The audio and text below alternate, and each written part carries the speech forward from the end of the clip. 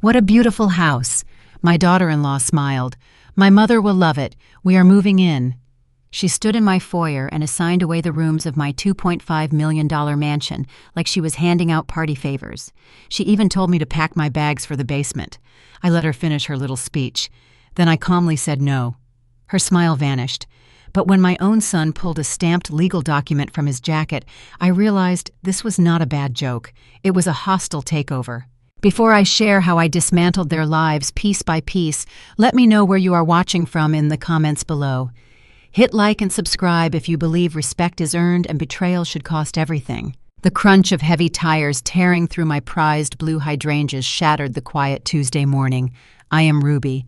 I am 68 years old. I survived 4 decades as a commercial real estate broker in Atlanta. I was the first black woman to own a high-rise office building downtown. I know what a threat sounds like before it even knocks on the door. I did not flinch. I stood at my kitchen island and watched through the floor-to-ceiling windows as a massive yellow moving truck parked right on my manicured front lawn. The front double doors of my Buckhead estate flew open. They did not just open, they were kicked open. Vanessa marched into my house wearing designer sunglasses and carrying a rolled-up tube of paper. My daughter-in-law always walked like she owned the ground beneath her feet. Today she actually believed she did. Right behind her was Derek, my 42-year-old son. He kept his eyes glued to the hardwood floor, avoiding my gaze. Following them was Brenda. Vanessa had brought her mother along. Brenda was already looking up at my crystal chandelier with a greedy hunger that made my stomach turn. A crew of movers stood on the porch waiting for orders. I did not say a word. I picked up a damp cloth and calmly wiped down the marble counter. In business, you let the other side show their hand first.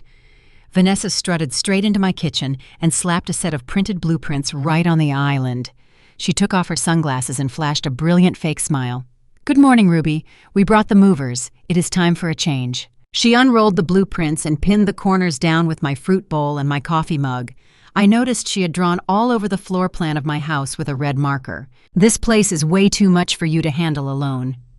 Vanessa spoke loudly and slowly, as if I had suddenly forgotten how to understand English.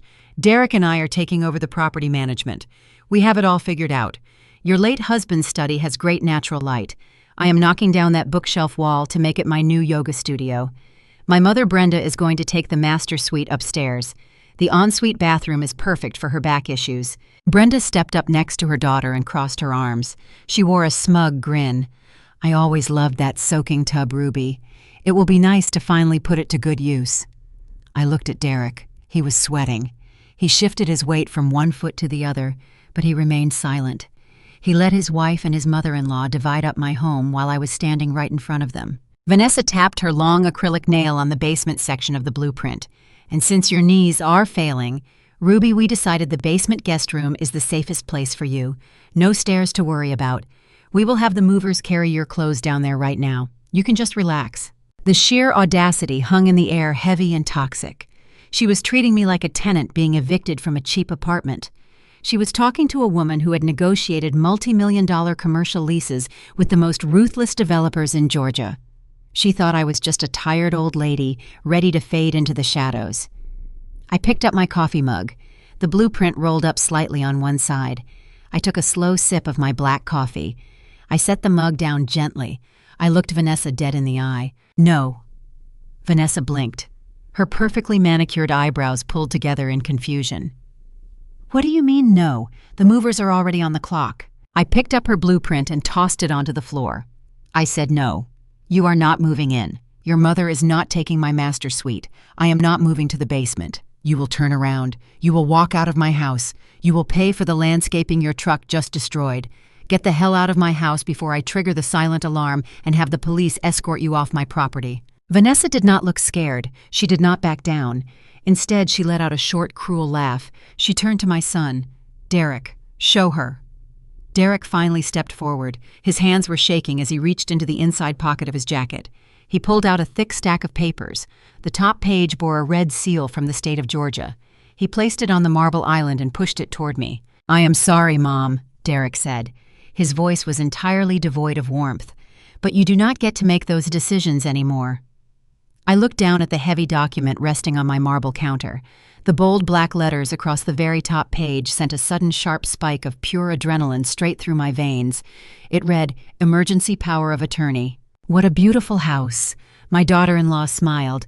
"My mother will love it. We are moving in." She stood in my foyer and assigned away the rooms of my $2.5 million mansion, like she was handing out party favors. She even told me to pack my bags for the basement. I let her finish. Then I calmly said no. Her smile vanished. But when my own son pulled a stamped legal document from his jacket, I realized this was not a bad joke. It was a hostile takeover. Before I share how I dismantled their lives piece by piece, let me know where you are watching from in the comments below. Hit like and subscribe if you believe respect is earned and betrayal should cost everything. The crunch of heavy tires tearing through my prized blue hydrangeas shattered the quiet Tuesday morning. I am Ruby. I am 68 years old. I survived 4 decades as a commercial real estate broker in Atlanta. I was the first black woman to own a high-rise office building downtown. I know what a threat sounds like before it even knocks on the door. I did not flinch. I stood at my kitchen island and watched through the floor-to-ceiling windows as a massive yellow moving truck parked right on my manicured front lawn. The front double doors of my Buckhead estate flew open.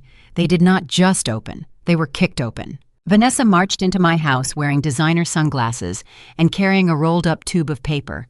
My daughter-in-law always walked like she owned the ground beneath her feet. Today, she actually believed she did. Right behind her was Derek, my 42-year-old son. He kept his eyes glued to the hardwood floor, avoiding my gaze. Following them was Brenda. Vanessa had brought her mother along.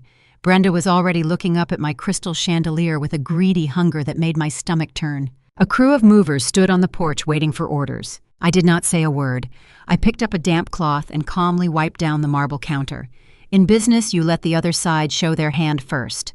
Vanessa strutted straight into my kitchen and slapped a set of printed blueprints right on the island. She took off her sunglasses and flashed a brilliant fake smile. "Good morning, Ruby. We brought the movers. It is time for a change." She unrolled the blueprints and pinned the corners down with my fruit bowl and my coffee mug. I noticed she had drawn all over the floor plan of my house with a red marker. "This place is way too much for you to handle alone." Vanessa spoke loudly and slowly as if I had suddenly forgotten how to understand English. "Derek and I are taking over the property management. We have it all figured out. Your late husband's study has great natural light.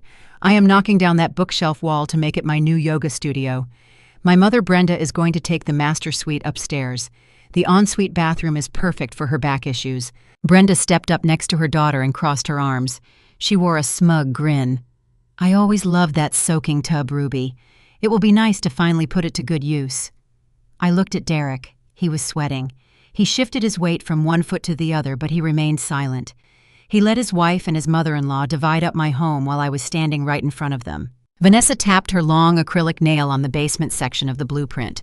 "And since your knees are failing, Ruby, we decided the basement guest room is the safest place for you. No stairs to worry about. We will have the movers carry your clothes down there right now. You can just relax." The sheer audacity hung in the air, heavy and toxic. She was treating me like a tenant being evicted from a cheap apartment. She was talking to a woman who had negotiated multi-million-dollar commercial leases with the most ruthless developers in Georgia. She thought I was just a tired old lady ready to fade into the shadows. I picked up my coffee mug. The blueprint rolled up slightly on one side. I took a slow sip of my black coffee. I set the mug down gently. I looked Vanessa dead in the eye. "No." Vanessa blinked. Her perfectly manicured eyebrows pulled together in confusion. "What do you mean, no? The movers are already on the clock." I picked up her blueprint and tossed it onto the floor. I said no. "You are not moving in. Your mother is not taking my master suite. I am not moving to the basement. You will turn around. You will walk out of my house. You will pay for the landscaping your truck just destroyed. Get the hell out of my house before I trigger the silent alarm and have the police escort you off my property." Vanessa did not look scared. She did not back down. Instead, she let out a short, cruel laugh. She turned to my son. "Derek, show her." Derek finally stepped forward. His hands were shaking as he reached into the inside pocket of his jacket. He pulled out a thick stack of papers. The top page bore a red seal from the state of Georgia.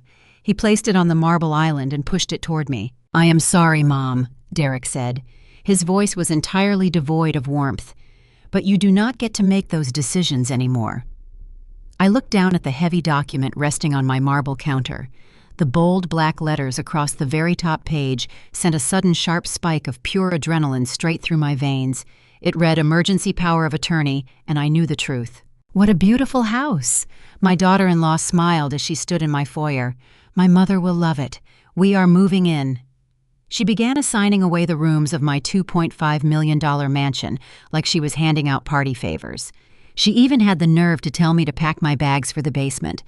I let her finish her entire speech. Then I calmly looked her in the eye and said no. Her smug smile vanished instantly. But when my own son pulled a stamped legal document from his jacket, I realized this was not a bad joke. It was a hostile takeover.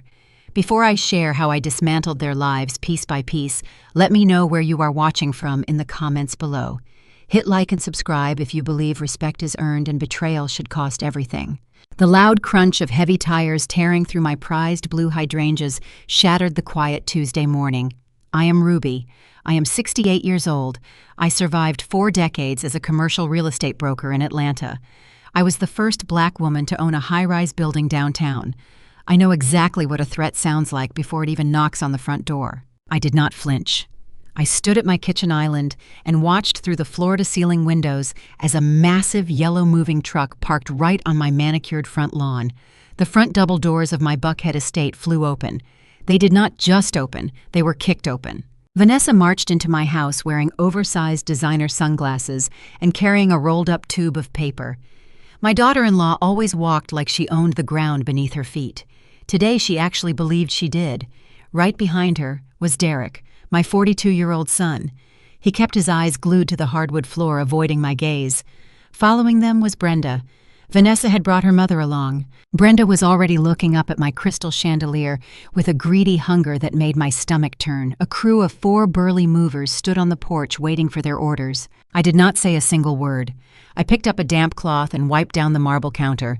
In the business world, you always let the other side show their hand first. Vanessa strutted straight into my kitchen and slapped a set of printed blueprints right on the island. She took off her sunglasses and flashed a fake smile. "Good morning, Ruby. We brought the movers. It is time for a change." She unrolled the blueprints and pinned the corners down with my fruit bowl and my coffee mug. I noticed she had drawn all over the floor plan of my house with a thick red marker. "This place is way too much for you to handle alone." Vanessa spoke loudly and slowly as if I had suddenly forgotten how to understand English. "Derek and I are taking over the property management. We have it all figured out. Your late husband's study has great natural light. I am knocking down that bookshelf wall to make it my new yoga studio. My mother Brenda is going to take the master suite upstairs. The ensuite bathroom is perfect for her back issues." Brenda stepped up next to her daughter and crossed her arms. She wore a smug grin on her face. "I always loved that soaking tub, Ruby. It will be nice to finally put it to good use." I looked at Derek. He was sweating heavily. He shifted his weight from one foot to the other, but he remained absolutely silent. He let his wife and his mother-in-law divide up my home while I was standing right in front of them. Vanessa tapped her long acrylic nail on the basement section of the blueprint. "And since your knees are failing, Ruby, we decided the basement guest room is the safest place for you. No stairs to worry about. We will have the movers carry your clothes down there right now. You can just relax and let us handle the heavy lifting." The sheer audacity hung in the air, heavy and toxic. She was treating me like a tenant being evicted from a cheap apartment. She was talking to a woman who had negotiated multi-million-dollar commercial leases with the most ruthless developers in Georgia. She thought I was just a tired old lady ready to fade into the shadows. I picked up my coffee mug. The blueprint rolled up slightly on one side. I took a slow sip of my black coffee. I set the mug down gently. I looked Vanessa dead in the eye. "No." Vanessa blinked. Her perfectly manicured eyebrows pulled together in confusion. "What do you mean, no? The movers are already on the clock." I picked up her blueprint and tossed it onto the floor. I said, "No, you are not moving in. Your mother is not taking my master suite. I am not moving to the basement. You will turn around. You will walk out of my house. You will pay for the landscaping your truck just destroyed. Get the hell out of my house before I trigger the silent alarm and have the police escort you off my property." Vanessa did not look scared. She did not back down. Instead, she let out a short, cruel laugh. She turned to my son. "Derek, show her." Derek finally stepped forward. His hands were shaking as he reached into the inside pocket of his jacket. He pulled out a thick stack of papers. The top page bore a red seal from the state of Georgia. He placed it on the marble island and pushed it toward me. "I am sorry, Mom," Derek said to me. His voice was entirely devoid of any warmth. "But you just do not get to make those decisions anymore." I stared at the glowing screen in the dim light of that cheap motel room. The high-definition camera hidden inside my own smart thermostat captured every single drop of sweat shining on my son's forehead. Vanessa was pacing across my imported Persian rug. She was waving her arms wildly. Her designer bracelets clinked together, but there was no sound on the feed. Malik did not need audio. He had something much more devastating. He tapped a few keys and a black window popped up next to the live video feed. Lines of code scrolled past faster than my eyes could track. Malik explained that when Vanessa kicked him out of the house 2 years ago, he did not just leave a back door in the security cameras. He also cloned his father's digital footprint. He had full access to Derek's encrypted messaging apps, the ones Derek thought were completely untraceable. "Look at this, Grandma." Malik pointed to a specific chat log. He opened it up and translated the technical jargon into plain English for me. I leaned in closer to read the screen. The contact name was listed as Apex Holdings, but the messages did not look like any corporate communication I had ever seen in my 40 years of commercial real estate. They were brutal, they were direct, they were threatening violence. Derek was not communicating with a legitimate investment firm. Apex Holdings was a ghost front for an Atlanta underground syndicate. They were ruthless loan sharks operating in the shadows of the city, and my son was drowning in their dark waters. According to the message logs, Derek had borrowed heavily from them to fund his last 3 failed tech startups. He kept promising them massive returns. He kept buying luxury cars for Vanessa to maintain the illusion of success. He threw extravagant parties to look like a visionary entrepreneur. But the money burned up. The startups completely collapsed. Now the syndicate was calling in the debt. I read the final balance at the bottom of the screen. $3 million. My breath caught in my throat. $3 million in untraceable cartel debt. The most recent message from the syndicate was sent just 2 hours ago. It read very clearly, "Next Friday by noon, have the cash or we start collecting pieces of you and your wife." The pieces of the puzzle slammed together in my mind with sickening clarity. Derek and Vanessa did not barge into my house this morning because they wanted to live like royalty. They barged in because they were running for their lives. They were backed into a corner by extremely dangerous men, and they decided to use my life work as their human shield. Malik kept scrolling through the chat history. He pulled up a message Derek had sent to a shady mortgage broker earlier that week. In that long message, my son outlined his entire master plan. It was a strategy so cold and calculated it made my blood run like ice. Derek planned to use the forged emergency power of attorney to take out a massive predatory cash-out refinance on my Buckhead mansion. Because my home was fully paid off and valued at $2.5 million, the crooked broker was willing to push through a highly inflated appraisal. They were going to pull out over $3 million in pure cash equity. Derek would take that cash and pay off the underground syndicate to save his own skin. Vanessa would get to keep up her wealthy socialite facade and pretend nothing ever happened. And what about me? I read the final paragraph of Derek's message to the broker. He wrote that his mother was severely mentally compromised. He stated he was moving me into a state-run lockdown facility for my own safety. He planned to leave me there to rot in a sterile room while the predatory mortgage defaulted. The bank would eventually foreclose on my beautiful home. I would lose everything I built over 4 decades, and I would die in a miserable nursing home thinking I was bankrupt. I sat back on the edge of the cheap motel bed. I looked at Malik. His young face was tight with deep anger and profound sorrow. He had just uncovered the ultimate betrayal. His own father was willing to sacrifice his grandmother just to save himself. "They are going to steal the house, Grandma," Malik whispered. "They are going to submit the paperwork to the federal bank and take absolutely everything you worked for all these years." I closed my eyes for a brief moment. I thought about the early days I spent walking dusty construction sites in the humid Georgia heat. I thought about the heavy oak boardroom tables where I was the only black woman fighting for a seat against men who wanted me to fail.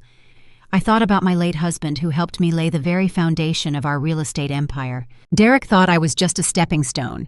He thought my legacy was his personal emergency fund. He thought because he had a piece of paper with a fake seal, he had outsmarted a woman who had swam with real corporate sharks before he was even born.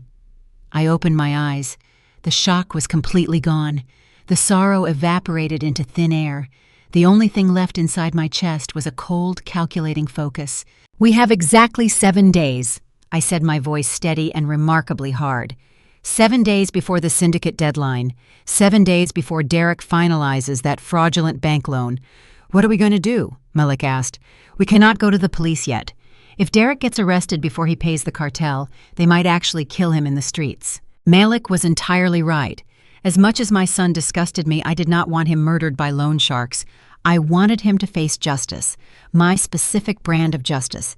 If we called the authorities right now, Derek would panic. The syndicate would panic. The entire situation would turn bloody and unpredictable. I needed to handle this the exact way I handled every hostile negotiation in my career. I needed to control the entire board. I needed to build a trap so perfect and so invisible that they would walk right into it with wide, arrogant smiles on their faces. I looked at my brilliant grandson and I smiled. It was the fierce smile of a tycoon who was about to close the biggest and most dangerous deal of her long life. "We are going to let them think they are winning," I told Malik quietly. "We are going to let them plan their lavish victory party in my house. But starting tomorrow morning, we are going to war. We will not use violence or cheap tricks. We are going to use the very weapon Derek thinks he has mastered. We are going to use the law. They believe they hold all the cards right now. They believe my silence is submission. They are incredibly mistaken. I will show them exactly why I am the true matriarch of this family and why my legacy will never belong to a thief." The next morning, I woke up before the sun considered rising. Malik was asleep on the motel sofa, his laptop resting safely nearby. I quietly dressed in a sharp-tailored suit. Today was not a day for hiding. Today was a day for building an impenetrable fortress around my life. I needed irrefutable proof that the emergency power of attorney Derek held was a fabricated lie. A fake state seal meant nothing if I had the medical establishment on my side. I knew verbal arguments would get me nowhere against their legal assault. This was a brutal game of corporate chess, and my opening move had to be perfectly executed. I did not take my own car because Derek could have easily put a digital tracker on it. Instead, I hired a private black car service. I paid the driver entirely in cash and instructed him to take me 2 counties over to the highly prestigious Emory Brain Health Center. I registered at the front desk under my maiden name. I wanted absolutely no digital connection to my current address or my married name until I had exactly what I needed securely grasped in my hands. Walking into the gleaming glass lobby of the medical institute, I felt the familiar thrill of an impending negotiation. But this time, I was not negotiating for a lucrative commercial high-rise building downtown. I was aggressively negotiating for my own legal autonomy and freedom. I confidently approached the reception desk and directly requested an emergency comprehensive neurological evaluation. I paid the $15,000 fee upfront in cash. Money talks in every industry, and medicine is no exception. Within the hour, I was sitting patiently in a sterile white examination room. Over the next 6 hours, I faced the most intense battery of physical and mental tests I have ever experienced. They placed me inside a loud, humming MRI machine to map out the exact physical structure of my entire brain. I sat calmly through intense psychiatric evaluations with 3 completely separate board-certified doctors. They tested my short-term memory, my spatial reasoning, my complex problem-solving skills, and my reaction times. They threw challenging verbal puzzles and mathematical problems at me.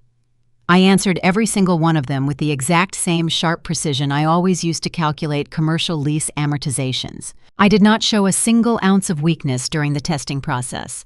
When you spend 40 long years swimming daily with ruthless corporate sharks, your mind learns exactly how to operate at peak efficiency under the most extreme pressure imaginable.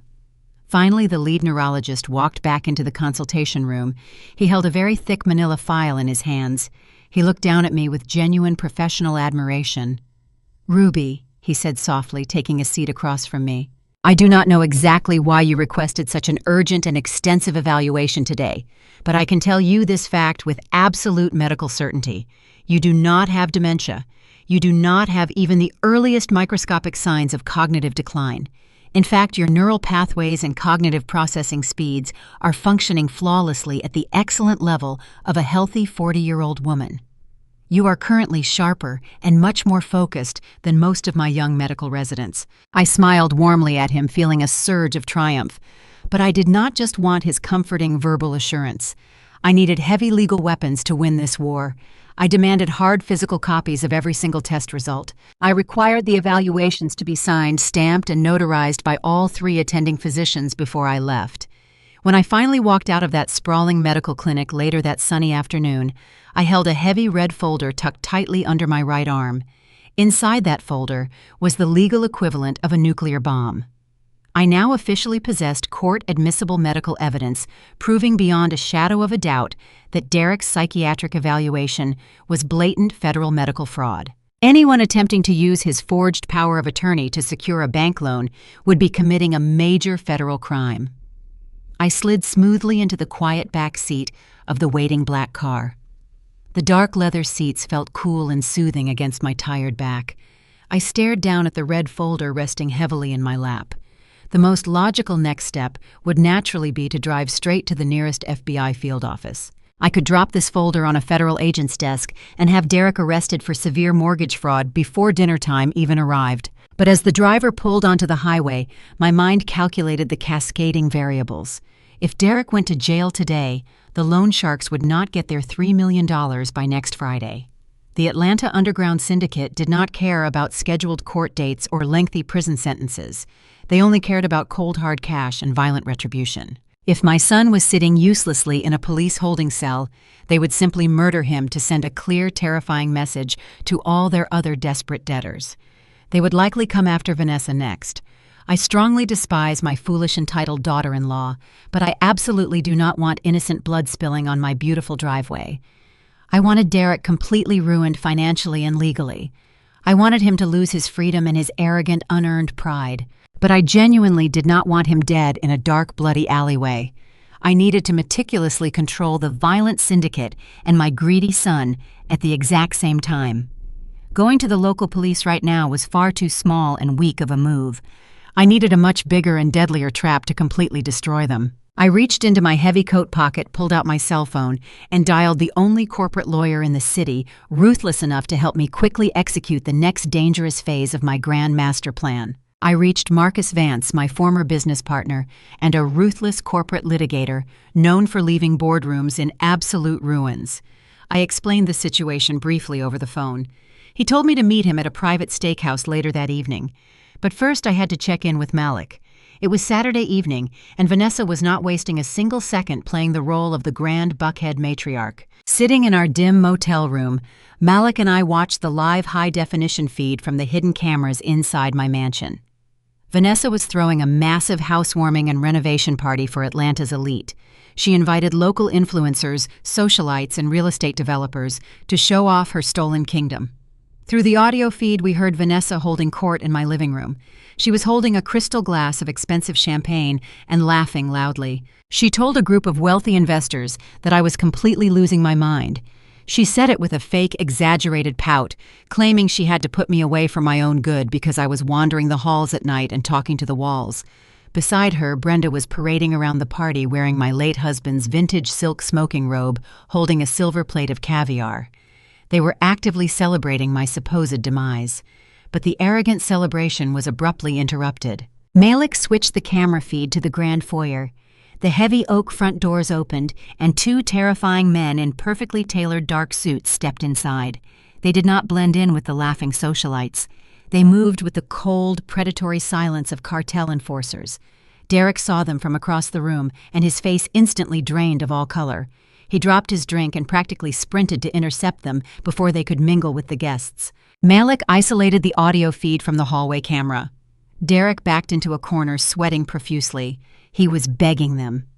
The taller enforcer grabbed Derek by the lapels of his expensive jacket. His voice was a low, dangerous whisper, but the hidden microphone caught every single word. "We want our $3 million, Derek. No more fake tech pitches. No more delays." Derek was trembling visibly. He promised them he was securing a massive cash-out refinance on the mansion. He swore on his life that he would hand them the money by Friday morning. The enforcer patted his cheek mockingly and told him that if the money was not there, they would come back and burn the house down with everyone inside it. Then they quietly walked out. I watched my son hyperventilating in the hallway.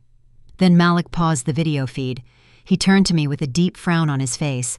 "Grandma, look at this party." He gestured to the screen showing the lavish catering stations, the towering floral arrangements, and the long row of luxury valet rental cars parked in your driveway. Something is not adding up. Derek is drowning in $3 million of underground syndicate debt. His bank accounts are completely frozen by his ruthless creditors. So how exactly is Vanessa paying for a $50,000 party right now? Malik did not wait for my answer. His fingers flew across his laptop keyboard. He pulled up the digital receipts from the catering company and the luxury car rental service. He traced the payments back to 3 high-limit platinum credit cards. The cards were issued just 2 days ago. But when Malik pulled up the account holder information, a cold, satisfied smile spread across my face. The credit cards were not in Vanessa's name. They were not in Derek's name. Vanessa was completely broke, and her credit score was entirely destroyed by Derek's failed startups. So she did what every desperate, selfish parasite does. She found a new host to drain. The name on the $50,000 worth of maxed-out credit cards was Brenda. Vanessa had stolen her own mother's Social Security number to open fraudulent lines of credit.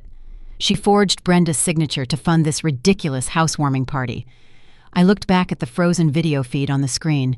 Brenda was currently strutting through my living room, sipping expensive champagne and bragging about her daughter's immense success. Brenda honestly thought she was living the high life on her rich daughter's dime. She was completely oblivious to the fact that her own daughter was systematically destroying her financial future. Vanessa was saddling her mother with crippling, inescapable debt just to maintain a fake wealthy facade for one single night. The sheer levels of betrayal in that house were absolutely staggering. Derek was betraying me to save his own life. Vanessa was betraying her mother to save her social status. They were a perfect match made in a shallow, miserable hell. Malik looked up from his computer screen. "We have her grandma," he whispered excitedly. "This is blatant felony identity theft. We can call the police right now and have Vanessa arrested for credit card fraud before the caterers even serve dessert. Brenda would definitely press charges if she knew the truth." I reached over and gently closed the lid of Malik's laptop. "No," I said softly. "We are not calling the police tonight. If we arrest Vanessa now, Derek will panic and the entire delicate house of cards will collapse prematurely. We have Vanessa dead to rights on felony identity theft, but we are going to keep this heavy weapon firmly holstered for the final blow.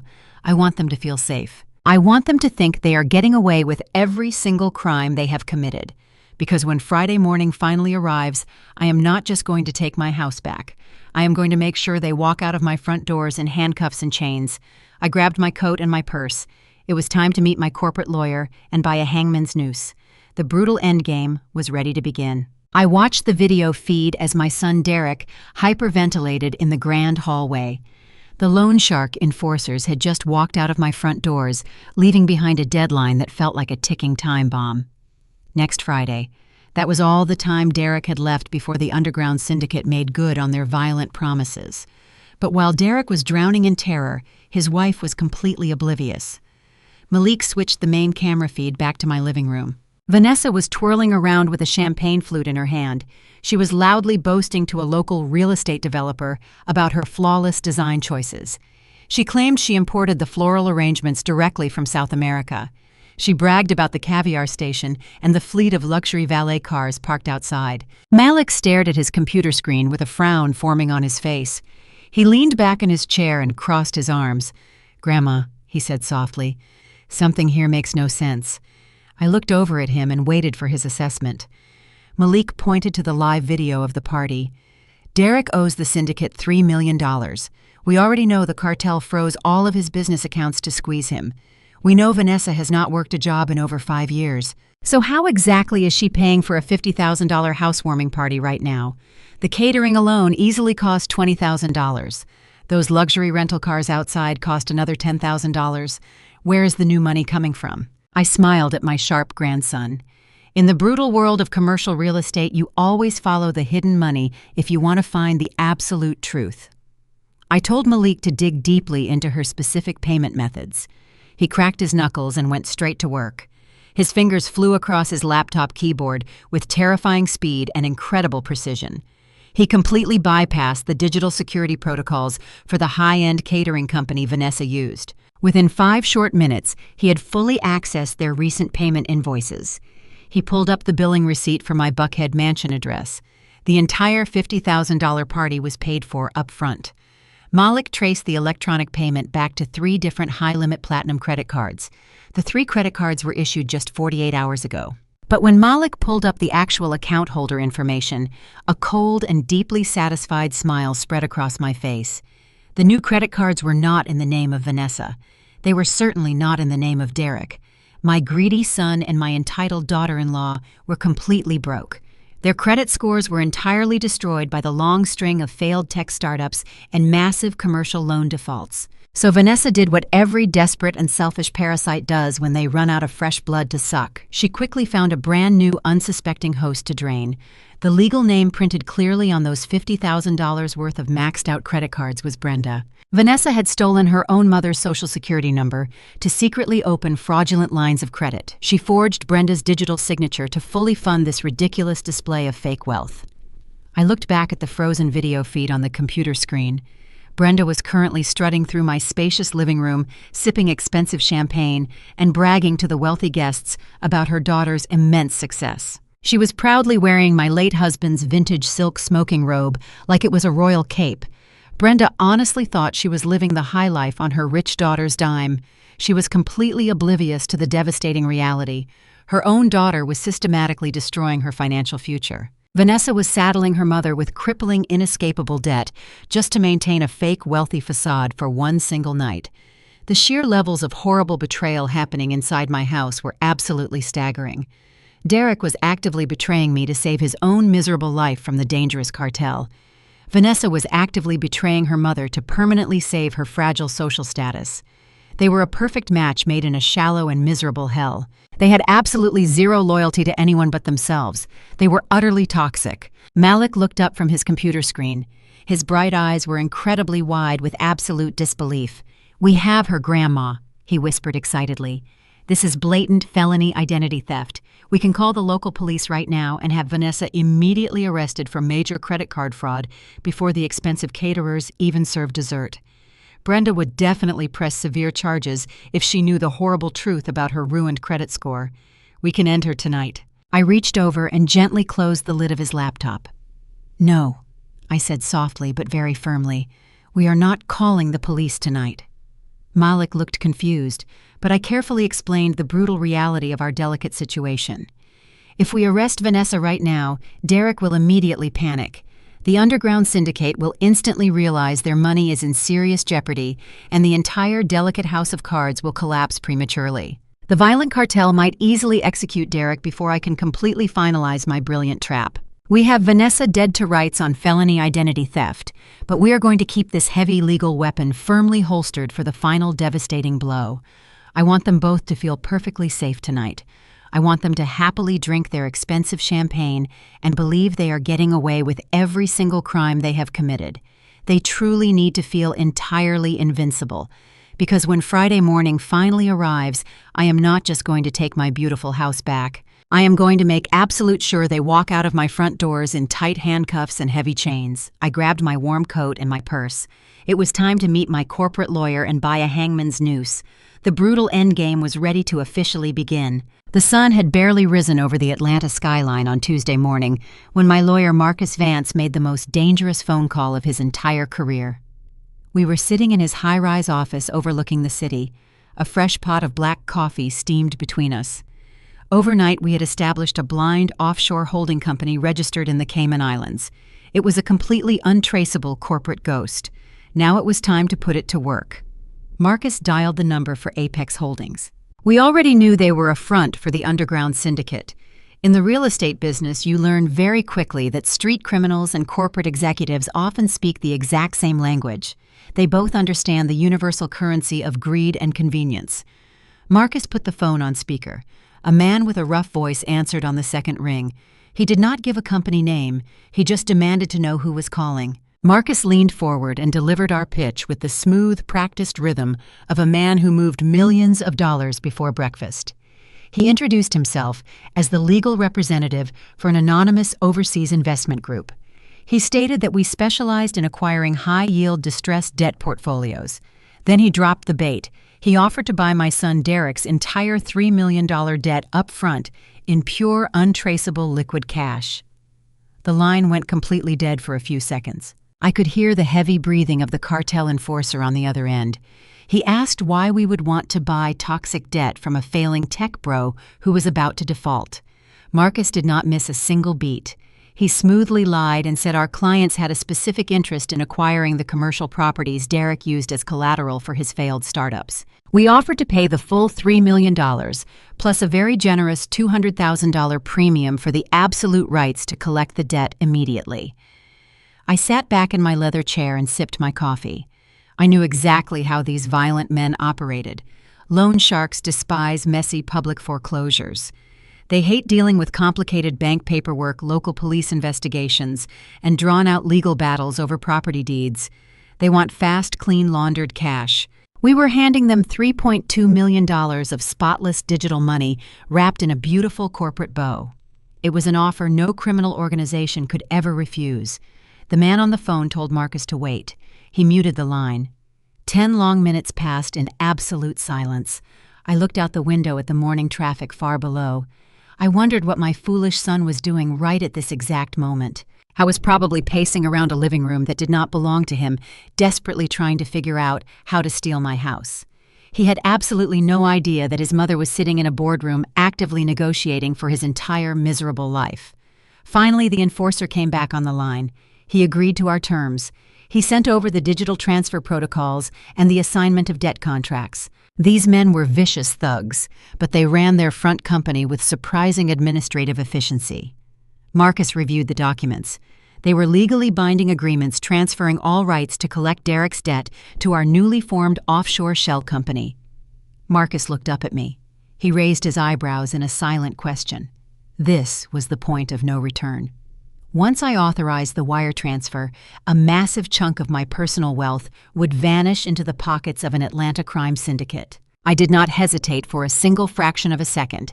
I nodded my head firmly. Marcus typed in the authorization codes. The digital ink dried instantly. I watched the heavy confirmation screen pop up on his computer monitor. The massive wire transfer was successfully completed. The syndicate had their clean money, and I had exactly what I wanted. I stood up and walked over to the glass windows. I looked down at the sprawling city of Atlanta. The sheer magnitude of what I had just accomplished settled over me like a heavy velvet cloak. The massive twist in this brutal game was now officially locked into place. I was no longer just a wealthy widow being hunted by her greedy family. I was officially, legally, and ruthlessly Derek's primary creditor. My son owed me $3 million. The violent cartel was entirely out of the picture.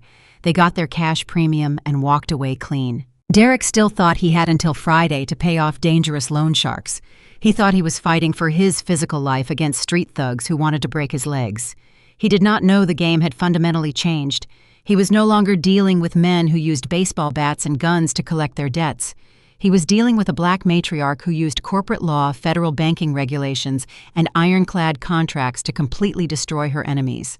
If Derek did not pay me by Friday at noon, I legally owned the right to seize everything he touched. I could freeze his remaining accounts. I could garnish any future wages he might ever earn. I owned his massive debt, and therefore I completely owned him. I bought the very hangman's noose he wrapped around his own neck, and I was holding the lever to the trap door. While I was executing this multi-million-dollar corporate takeover, Vanessa was probably picking out expensive new yoga mats for my late husband's study. She was likely browsing luxury furniture catalogs online planning how to redecorate my beautiful mansion. She was totally blind to the corporate slaughter happening right above her head. They both thought they were the smartest people in the room. They were playing checkers against a woman mastering three-dimensional chess decades ago. The trap was fully funded and legally binding. I told Marcus to prepare the next legal destruction phase. Now. Marcus did not waste a single second. He immediately pulled a thick stack of specialized legal documents from his heavy leather briefcase and spread them out across his polished mahogany desk. Buying my son's massive cartel debt was only the first half of my ultimate strategy. Owning his debt gave me absolute financial control over his life, but it did not automatically protect my physical property from his immediate fraudulent schemes. Derek still had that forged emergency power of attorney firmly in his sweaty hands. He still fully intended to walk into a federal bank this week and take out a $3.5 million cash-out refinance mortgage against my pristine Buckhead mansion. I needed to build a massive concrete wall between my beautiful home and his dirty, greedy fingers. I needed a legal barrier so thick and so incredibly unforgiving that any attempt to breach it would instantly trigger a devastating federal crime. I sat forward in my chair and looked at the complex paperwork Marcus had prepared. In the high-stakes world of commercial real estate, you quickly learn that standard deeds and basic property titles are terribly vulnerable to manipulation. A simple forged signature or a fake medical document can easily steal a house right out from under a completely innocent person. But there is one specific legal fortress that is virtually impenetrable. It is called an irrevocable Georgia Heritage Trust. Marcus handed me a solid gold pen. He explained the precise legal mechanics of the trap we were about to set. Several years ago, when I first drafted my extensive estate planning, I had my lawyers insert a dormant trigger clause into my property deeds. It was a fail-safe measure designed for emergencies, just like this one. Today, we were going to officially activate that hidden trigger. By signing these specific documents, I was retroactively executing a full transfer of my Buckhead mansion. The deed would no longer be held in the name of Ruby Washington. The property would be entirely absorbed by the newly activated Irrevocable Heritage Trust. The legal beauty of an irrevocable trust is its absolute permanence. Once a major asset is placed inside, it cannot be altered, it cannot be sold, and it absolutely cannot be mortgaged without the direct explicit physical consent of the named trustee. I named myself as the sole lifetime trustee. I also added a highly aggressive security provision. The trust completely legally nullifies any and all power of attorney documents that are not explicitly registered with the trust itself. I gripped the solid gold pen and slowly signed my full name directly on the dotted line.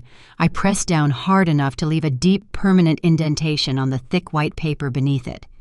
With that one single signature, my $2.5 million real estate empire was now completely sealed safely inside an impenetrable federal legal bank vault. Marcus gathered the freshly signed documents and immediately digitized them. He uploaded the encrypted files directly to the county registrar's official database. He bypassed the usual bureaucratic waiting periods by utilizing his elite priority access as a senior corporate litigator. The system verified the transfer within minutes. It was officially legally binding and completely irreversible. I leaned back and let out a long, slow breath. I asked Marcus to break down exactly what would happen when Derek tried to use his fake paperwork at the bank. Marcus smiled a deeply predatory smile. He explained that banks run an automated title search right before they approve any major mortgage loan. When the bank system scans the title for my mansion, it will instantly hit the Irrevocable Heritage Trust. The forged emergency power of attorney Derek is currently holding only applies to assets held under my personal name. Because the house is no longer legally mine, but instead belongs to a separate corporate entity. The power of attorney becomes completely and utterly useless. It is basically a worthless piece of scrap paper. But the true genius of our trap was not just stopping the loan. The true genius was the brutal criminal consequence attached to the attempt. When Derek walks into that bank and knowingly submits forged medical documents to secure a multi-million-dollar loan against a protected trust, he will not just get rejected. He will automatically trigger a massive federal banking violation. The moment the loan officer hits the submit button, Derek and Vanessa will be officially committing severe felony bank fraud. They will also be committing wire fraud and aggravated identity theft. These are not minor local misdemeanors that carry a light slap on the wrist. These are heavy federal felonies investigated directly by the FBI. They carry mandatory minimum prison sentences of 20 to 30 years. I listened to Marcus explain the severe federal guidelines, and I felt absolutely no pity for my son. Derek thought he was so incredibly smart. He thought he could manipulate the state medical system to declare me incompetent and steal my life's work. He completely forgot who paid for his expensive private education. He forgot who taught him how to read a balance sheet. He forgot that I survived 40 years in the most cutthroat business environment in Atlanta by always being 10 steps ahead of arrogant men exactly like him. We were currently building a flawless legal guillotine. I had purchased his crushing cartel debt, making me his ultimate financial master. I had locked my physical property behind an impenetrable federal trust. I had perfectly positioned him to commit a massive, unavoidable felony the exact second he tried to execute his greedy plan. The trap was completely set. It was fully armed. It was heavily covered in invisible legal tripwires. All I had to do now was sit back and watch him blindly walk right into the center of the kill zone. I stood up from the mahogany desk and shook my lawyer's hand. We were absolutely ready to execute the devastating finale of this war. Wednesday afternoon arrived with the suffocating humidity that only Atlanta can produce. I was sitting in my sterile, cheap motel room, drinking a cup of bitter black tea. My laptop was open on the small circular table. Malik sat right beside me, with his own glowing screens illuminating his focused face. His fingers danced across his keyboard with the practiced rhythm of a digital predator. We were actively monitoring the high-definition security feed of my Buckhead mansion. Today was the absolute most critical day for my son's greedy and desperate plan. Today was the day Derek tried to secure the official property valuation for his fraudulent $3.5 million federal loan. In the ruthless world of commercial and luxury real estate, the appraisal is the golden key. It does not matter how good your fake documents look or how convincing your lies are. Without a state-certified appraiser legally signing off on the inflated value of the physical property, the federal bank will not release a single dime of cash. Derek completely understood this basic rule. He also fully understood that any legitimate, honest appraiser would instantly flag the house if anything seemed remotely suspicious. A real appraiser would ask questions about the current owner. They would want to speak to me directly. Derek could not afford those questions. He was running out of time before the underground syndicate came to collect their $3 million debt. So he did what desperate, failing men always do. He brought in a crooked fixer to cheat the system. Through the exterior driveway camera, we watched a sleek silver Mercedes pull up to my front gates. Derek stepped out of the driver's side. He looked absolutely terrible. His expensive tailored suit was wrinkled and stained with sweat. Dark, heavy circles hung beneath his bloodshot eyes. The looming cartel deadline was clearly crushing him alive from the inside out. He walked around to the passenger side as another man stepped out. Malik quickly ran a facial recognition scan through the public Georgia real estate licensing databases. The man was Leonard. Leonard was a very well-known entity in the shady, corrupt corners of the Atlanta housing market. He was exactly the kind of sleazy guy you call when you need a property value artificially pumped up to fool a blind federal bank. He had a reputation for accepting cash to ignore structural damage and look the other way when legal paperwork seemed questionable. Derek unlocked my heavy oak front double doors and ushered Leonard into my grand foyer. I could hear their voices perfectly through the concealed microphones Malik had secretly activated. Derek was talking extremely fast. He sounded breathless and panicked as he tried to rush Leonard through the mandatory inspection. He nervously pointed out the imported Italian marble floors, the custom crystal chandeliers, and the sweeping double staircase. Leonard was slowly tapping on his digital tablet, nodding his head, but looking entirely bored by the luxury surrounding him. He already knew exactly why he was there. He knew he was hired to simply rubber stamp a massive financial lie. But even a highly corrupt appraiser still needs the physical house to appear fully functional to the bank underwriters. The federal bank strictly requires high-resolution photos of working electrical systems, working climate control, and functional plumbing before they approve multi-million-dollar payouts. Malik looked over at me and flashed a sharp, brilliant smile. He opened a dark terminal window on his main computer screen. He quietly told me it was time to make my pristine $2.5 million mansion look like a complete and utter liability. He quickly accessed the central smart home hub. When I built that house, I spared absolutely no expense on technology. Everything from the lights to the locks was centrally wired and connected to a master server. Malik targeted the luxury HVAC system first. He aggressively overrode the digital thermostats in all 3 primary zones of the massive house.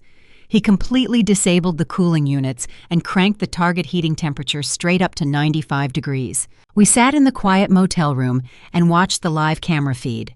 10 minutes slowly passed. Inside the mansion, the heavy southern heat combined with the blazing furnace was creating a literal sauna. Derek began pulling violently at his tight shirt collar. He started sweating profusely, wiping his forehead with the back of his trembling hand. Leonard stopped tapping on his tablet and wiped his own face with a damp handkerchief. We could hear Leonard complain about the intense, suffocating heat. He asked Derek why a luxury mansion felt like an active oven. Derek forced a nervous, high-pitched laugh. He stammered and lied, claiming the central air conditioning must be stuck on a scheduled eco mode for energy efficiency. Derek walked quickly over to the main wall panel to adjust the digital temperature. He tapped the glass screen frantically, but the screen remained completely black. Malik had entirely locked him out of the master controls. Leonard frowned and wrote something down on his digital tablet. We heard him clearly state that the central cooling system was currently unresponsive and broken. In the strict banking world, a completely broken HVAC system on a luxury property is a massive red flag. It instantly and severely devalues the financial collateral. Derek started to panic openly. His voice cracked as he begged Leonard not to write that down. He told Leonard they could just move down to the finished basement, where it was naturally much cooler. As they turned and walked toward the basement staircase, Malik smoothly initiated the second phase of his relentless digital assault. Malik hacked directly into the integrated lighting control modules. He set the expensive smart bulbs in the main hallway and the grand living room to flicker rapidly. The bright LED lights began to strobe violently like a failing electrical grid in a horror movie. The sudden aggressive flashing cast long, terrifying shadows across the expensive marble floors. Leonard stopped dead in his tracks. He looked up at the violently flickering ceiling lights. He took a step back toward the front door. We heard Leonard tell Derek that severe electrical issues were a major critical safety hazard. He stated bluntly that the bank would mandate a full professional electrical inspection before they ever approved any cash-out refinance loan of this massive magnitude. Derek was openly hyperventilating now. He was sweating completely through his expensive designer shirt, leaving dark, wet patches on his back and under his arms. The 95-degree blazing heat and the violently flashing strobe lights were completely overwhelming his already fragile nervous system. He grabbed Leonard's arm and literally begged him to just ignore the lights. Derek wildly claimed they were just installing brand new smart bulbs and the system was currently trying to sync with the network. It was a pathetic, desperate lie. Leonard firmly shook his head and pulled his arm away. He told Derek he absolutely could not submit appraisal photos of a luxury house with a completely failing power grid. The underwriters would instantly reject the entire application and flag his appraisal license for fraudulent reporting. Malik was not done breaking my son. He seamlessly accessed the integrated surround sound system built directly into the walls of every single room in the mansion. He bypassed all the factory volume limiters. He queued up a digital playlist of the most aggressive screaming heavy metal music he could find. With one hard strike of his enter key, he blasted the music at absolute maximum volume through the concealed house speakers. The sudden crushing wall of deafening sound hit Derek and Leonard like a physical blow. We watched them cover their ears in pure agony on the video feed. Derek was screaming at the top of his lungs, but we could not hear a single word over the brutal, aggressive guitars and pounding drums. He ran wildly around the living room, looking like a trapped rat trying to find the main audio receiver. He started ripping decorative panels and wires out of the wall, but the music did not stop. The entire system was fully wireless and centrally controlled by Malik, sitting right next to me in the quiet motel room. Leonard had finally had enough. He turned around and headed straight for the heavy oak front doors. He was entirely done with this chaotic nightmare. He gestured aggressively to Derek that he was leaving the property immediately. Derek suddenly realized that his entire life was about to violently end. If Leonard walked out that front door, the required bank loan instantly died. If the massive bank loan died, the underground syndicate would hunt him down and kill him by Friday morning. Derek sprinted across the grand foyer and physically threw his body against the double doors blocking Leonard's exit. He held his shaking hands up, begging the crooked appraiser to just wait one more minute. Malik quickly adjusted his audio software. He isolated the specific audio feed from the foyer. He focused the directional security microphones directly on the entryway and successfully filtered out the heavy metal music playing loudly in the background. Suddenly, the chaotic noise faded into a dull hum on our end. We could now hear their frantic conversation with crystal clear, perfect precision. Derek was openly crying. Real tears of absolute helpless terror were streaming down his flushed, sweaty face. He told Leonard that he desperately needed this clean appraisal submitted to the federal bank portal today. He swore that his actual physical life depended on it. He admitted that dangerous people were coming for him. Leonard looked at my son with nothing but cold professional indifference. He told Derek the house was a complete, total disaster. He listed the failures out loud. The HVAC is dead, the electrical grid is failing, and the smart system is completely compromised. Leonard stated firmly that absolutely no federal bank in the country would ever approve a $3.5 million cash-out refinance on a property in this highly defective condition. Derek slowly fell to his knees on the hard marble floor. He was a completely broken man. He reached into the inside pocket of his ruined suit jacket. He pulled out a thick, heavy white envelope. My breath caught in my throat as I watched the screen. I knew exactly what was about to happen. Derek held the thick envelope up toward Leonard with violently shaking hands. His voice was a pathetic, desperate sob. He told the crooked appraiser that there was exactly $10,000 in pure, untraceable cash inside that white envelope. He begged Leonard to just check the digital boxes approving the mechanical systems. He begged him to completely ignore the blazing heat, the flashing lights, and the screaming music. He told Leonard to just take the cash right now and upload a pristine, flawless valuation report to the secure bank portal. Leonard stood perfectly still and stared down at the thick envelope. We could clearly see the intense greed warring with professional caution in his dark eyes. He slowly looked around the flashing, hot, chaotic hallway. He looked back down at the weeping, desperate man on the floor. Then Leonard slowly reached out his hand and took the white envelope directly from my son's trembling fingers. I sat completely frozen in my motel chair, watching the illegal transaction unfold in high-definition video. Leonard opened the flap of the envelope and briefly thumbed through the thick stack of $100 bills. He nodded his head once. He told Derek he would upload the clean, flawless appraisal report to the federal bank system within the hour. But Leonard issued a harsh, cold warning. He told Derek that if the bank underwriters got suspicious and ordered a mandatory secondary inspection, they were both going entirely on their own. Leonard explicitly stated he would deny everything and claim the house was perfect when he viewed it. Derek nodded his head frantically, agreeing to every single condition just to keep his fragile hope alive. Leonard slipped the thick envelope of cash into his leather briefcase, unlocked the front door, and walked out into the hot Atlanta afternoon. Derek was left entirely alone in the grand foyer. He collapsed heavily against the pristine white walls, sliding down until he was sitting flat on the marble floor. He pulled his knees up to his chest, buried his face in his arms, and began to sob uncontrollably while the heavy metal music continued to rage all around him. Malik turned his head and looked at me.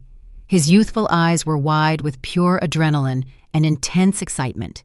He firmly hit the master save button on his laptop keyboard. The digital video and isolated audio recordings were instantly and securely backed up to our encrypted cloud server. I took a long, slow, very deliberate sip of my cooling black tea. The sheer, profound stupidity of my son was absolutely staggering to witness. He honestly thought he could outsmart the massive federal banking system. He thought he could steal my entire life's work to easily pay off his violent underground debts. Instead, he had just handed me the exact deadly weapon I needed to lock him inside a federal penitentiary for a very long time. We now possessed irrefutable, crystal-clear video and audio evidence of my son directly and explicitly bribing a state-licensed real estate appraiser. We had them both clearly on tape, openly discussing the fabrication of a federal valuation report. We had them on tape actively committing conspiracy to commit severe mortgage fraud. This was no longer just a messy civil family matter regarding a forged power of attorney. This was a massive, severe federal criminal offense. The invisible steel trap I had spent the last several days building was now infinitely tighter around his neck. He had officially committed the preliminary crime. The crooked appraiser had officially taken the illegal cash bribe. The forged medical documents and the fake property valuation were now fully ready to be officially submitted to the federal bank. Every single piece of their fraudulent, desperate plan was completely documented, perfectly recorded, and heavily secured in my absolute possession. I looked back at the screen showing my son weeping on my floor. I felt no maternal instinct to save him. When you raise a snake, you cannot be surprised when it tries to bite you. But you can absolutely step on its head before it injects the venom. Derek had just handed me the heavy boots I needed to crush him completely. The federal bank submission was the final necessary step. Once he uploaded those documents, the crime would be irreversible. I smiled a cold, hard smile and told Malik to keep recording every single second. Thursday morning arrived with a deceptive calm. The heavy Atlanta heat from the previous day had broken, leaving behind a crisp, clear sky. I sat in my small, quiet motel room, finishing my morning tea while Malik packed up his surveillance equipment. We did not need to watch the hidden cameras inside the mansion today. The real action was moving downtown. Today, my greedy son and his entitled wife were going to blindly walk right into the unforgiving jaws of the federal government. Derek and Vanessa had absolutely no idea that their entire world was about to permanently end today. They woke up in my beautiful house completely ignorant of the devastating legal trap waiting for them. They did not know about my clean neurological evaluations from the Emory Brain Health Center.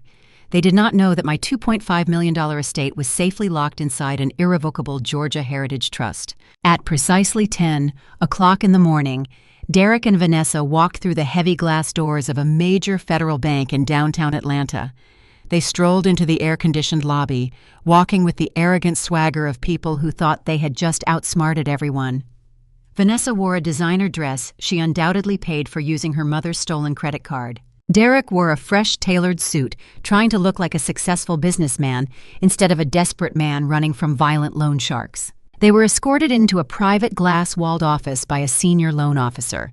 This was the exact, precise intersection where their toxic family greed crossed over into a severe federal crime. Sitting across from the bank officer, Derek confidently opened his leather briefcase. He pulled out the thick stack of fabricated documents and slid them across the polished mahogany desk. First, he presented the forged emergency power of attorney. He handed over the fake medical records containing the blatant lie that I was suffering from advanced dementia and was legally incompetent.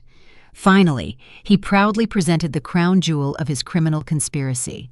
He handed the loan officer the pristine, artificially inflated property appraisal that he had paid Leonard $10,000 in pure cash to falsify just yesterday. Derek explicitly asked the loan officer to approve a $3.5 million cash-out refinance against my Buckhead mansion. He confidently explained that he was stepping in to manage his sick mother's estate and needed the liquid capital immediately for my supposed long-term medical care. It was a beautiful, heartfelt lie designed to mask his desperate need to pay off a violent $3 million cartel debt. The bank officer carefully reviewed the paperwork. To the untrained eye, everything looked absolutely perfect. The power of attorney bore a highly convincing fake state seal. The medical evaluation looked entirely legitimate. The property appraisal from Leonard showed a flawless luxury mansion, completely omitting the blazing heat, the flashing strobe lights, and the deafening heavy metal music from the day before. The loan officer smiled politely and printed out the final federal loan applications. This is the ultimate danger zone of the American banking system.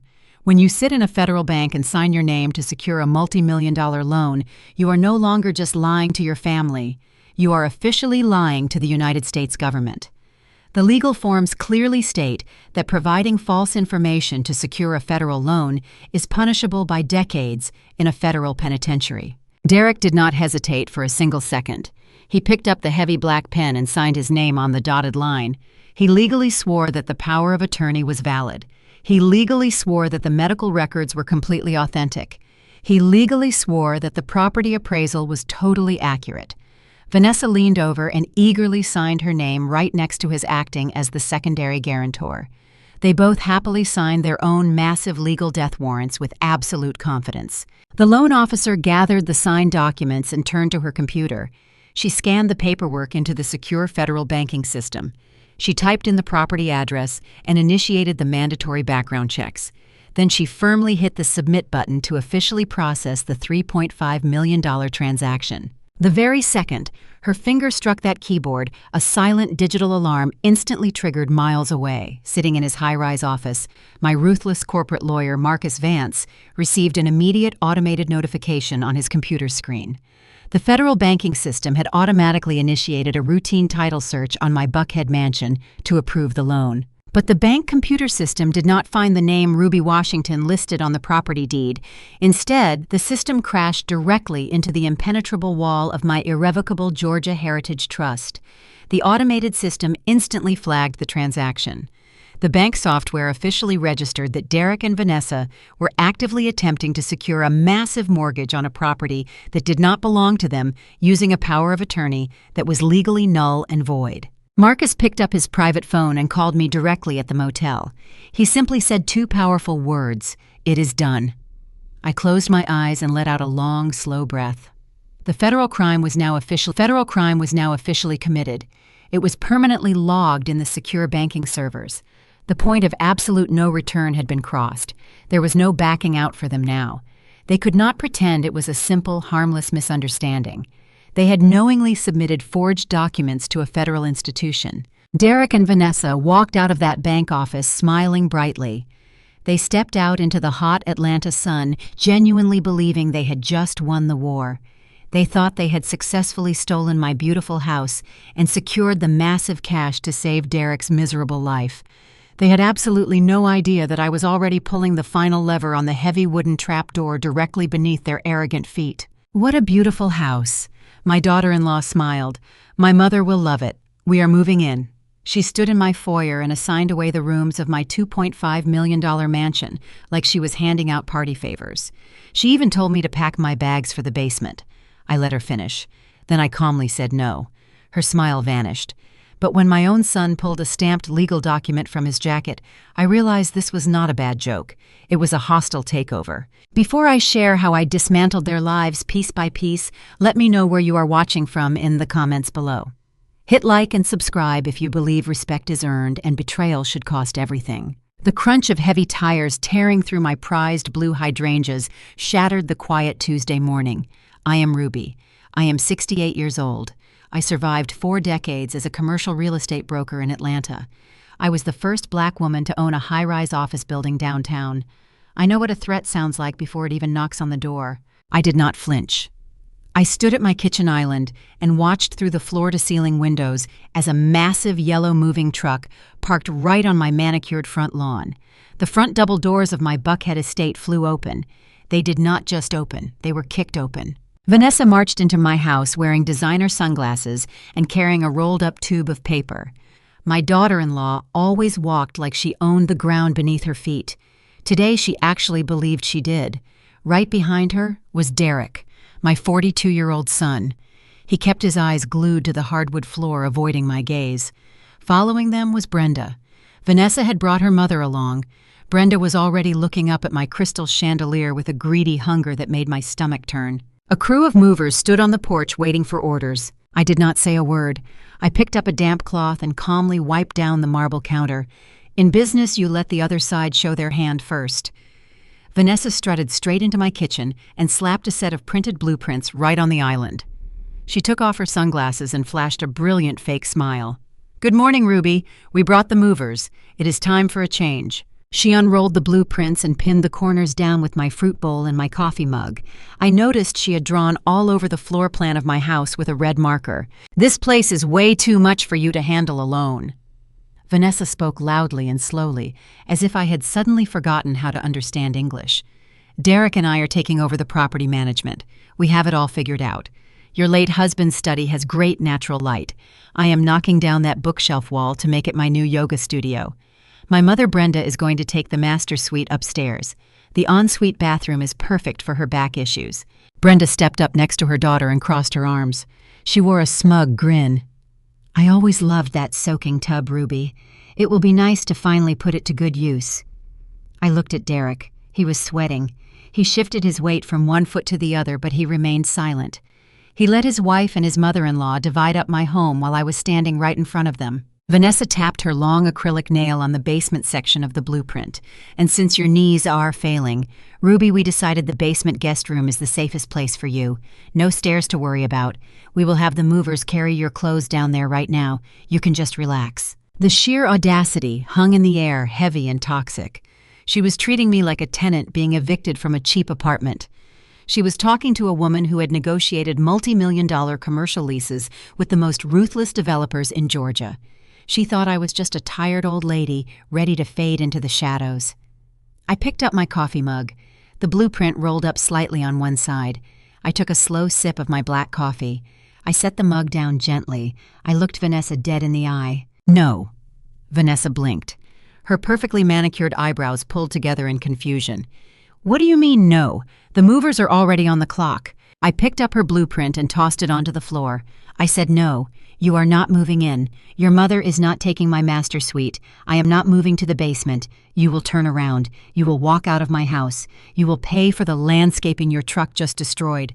Get the hell out of my house before I trigger the silent alarm and have the police escort you off my property." Vanessa did not look scared. She did not back down. Instead, she let out a short, cruel laugh. She turned to my son. "Derek, show her." Derek finally stepped forward. His hands were shaking as he reached into the inside pocket of his jacket. He pulled out a thick stack of papers. The top page bore a red seal from the state of Georgia. He placed it on the marble island and pushed it toward me. "I am sorry, Mom," Derek said. His voice was entirely devoid of warmth. "But you do not get to make those decisions anymore." I looked down at the heavy document resting on my marble counter.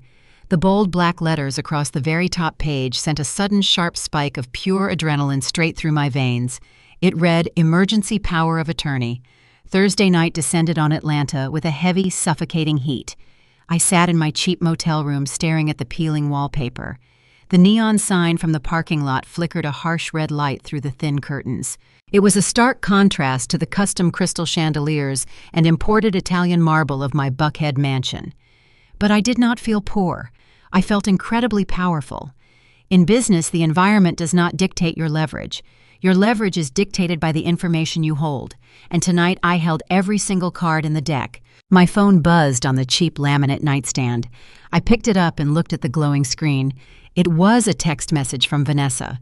My entitled daughter-in-law could not resist taking a victory lap. Arrogance is a disease that always blinds the infected. I opened the message. It read exactly like the venomous taunt I expected. "Hope the nursing home food is not too bland, Ruby. Do not worry about the house. We will send you plenty of pictures of my brand new yoga studio once the demolition crew finishes tearing down your husband's old boring study. Enjoy your new basement life." I read the message twice. I did not feel a single ounce of anger. Anger is a useless emotion in a corporate war. Anger makes you sloppy. I felt nothing but cold, calculated pity for a woman who was actively dancing on the edge of a massive federal trapdoor. Vanessa actually thought she had won. She thought submitting those forged medical records and the fake power of attorney to the federal bank earlier today had secured her future. She thought the $3.5 million cash-out refinance was guaranteed. She had absolutely no idea that the automated federal banking system had already flagged her transaction as a severe felony because my house was safely locked inside an irrevocable trust. I did not type out a long, angry paragraph. I did not threaten her or tell her that I was coming for her. I simply tapped the screen and replied with a single yellow thumbs-up emoji. I hit send and tossed the phone back onto the nightstand. That tiny digital thumbs-up was the ultimate seal on her impending destruction. Let her sleep peacefully tonight. Let her dream of expensive yoga mats and endless luxury. Tomorrow morning she would wake up to the crushing reality of federal prison. The heavy motel door opened and Malik walked inside. My 19-year-old grandson carried 2 large cups of black coffee and a thick file folder. He locked the deadbolt behind him and set the coffee on the small table. He looked exhausted, but his eyes burned with an intense electric energy. Malik had spent the entire day monitoring the digital fallout from Derek and Vanessa's massive federal crime. We sat down at the small table, and Malik opened his laptop. He quickly bypassed the motel Wi-Fi and connected to his own encrypted mobile hotspot. He brought up the live feed from the hidden cameras inside my mansion. Derek was pacing back and forth in my grand foyer. He looked like a cornered rat. He kept checking his phone every 5 seconds, waiting for the bank transfer notification that would never arrive. Grandma Malik said softly, "They really think the money is coming tomorrow morning. Derek is terrified, but he actually believes he beat the loan sharks. He thinks he saved his own life." I took a slow sip of my hot coffee. He did not save anything, Malik. I bought his $3 million syndicate debt. I am his loan shark now. And tomorrow I am calling in the debt in full. But we cannot leave a single stone unturned tonight. Desperate people do desperate things when they feel the walls closing in. I know my son better than anyone. Derek is a coward. Cowards always build a backdoor escape route just in case their primary plan fails. I want you to find his back door. Malik nodded and cracked his knuckles. He understood exactly what I meant. If the bank loan somehow failed, Derek knew the underground syndicate would violently murder him by noon on Friday. He would not just sit in my house and wait to die. He had to have a contingency plan. Malik went straight to work. His fingers flew across the keyboard with the speed and precision of a seasoned cybersecurity expert. He started by accessing the residual data from Vanessa's stolen credit cards. He knew she had stolen her mother Brenda's social security number to fund the lavish housewarming party. Malik figured she might have used that same stolen identity to fund an escape plan. He ran a deep sweep of all recent transactions tied to Brenda's credit profile over the last 48 hours. Nothing immediately stood out, just expensive catering bills, luxury car rentals, and designer clothes. Malik frowned and dug deeper. He accessed Derek's personal email accounts using the backdoor passwords he had extracted weeks ago. He scanned the deleted folders, the archived messages, and the hidden spam filters. Suddenly, Malik stopped typing. He leaned closer to the bright screen. A slow, tight smile spread across his youthful face. "You were absolutely right, Grandma," Malik whispered. He turned the laptop screen toward me so I could see the digital evidence. My coward of a son really did build a trapdoor, but he was not planning to take his beloved mother-in-law with him. I looked at the screen. It was a booking confirmation from a major international airline. The flight was scheduled to depart from Hartsfield-Jackson Atlanta International Airport at exactly 10 o'clock on Friday morning, just 2 hours before the violent loan sharks were supposed to arrive at my house to collect their $3 million. The destination was Cabo San Lucas, Mexico. 2 first-class one-way tickets.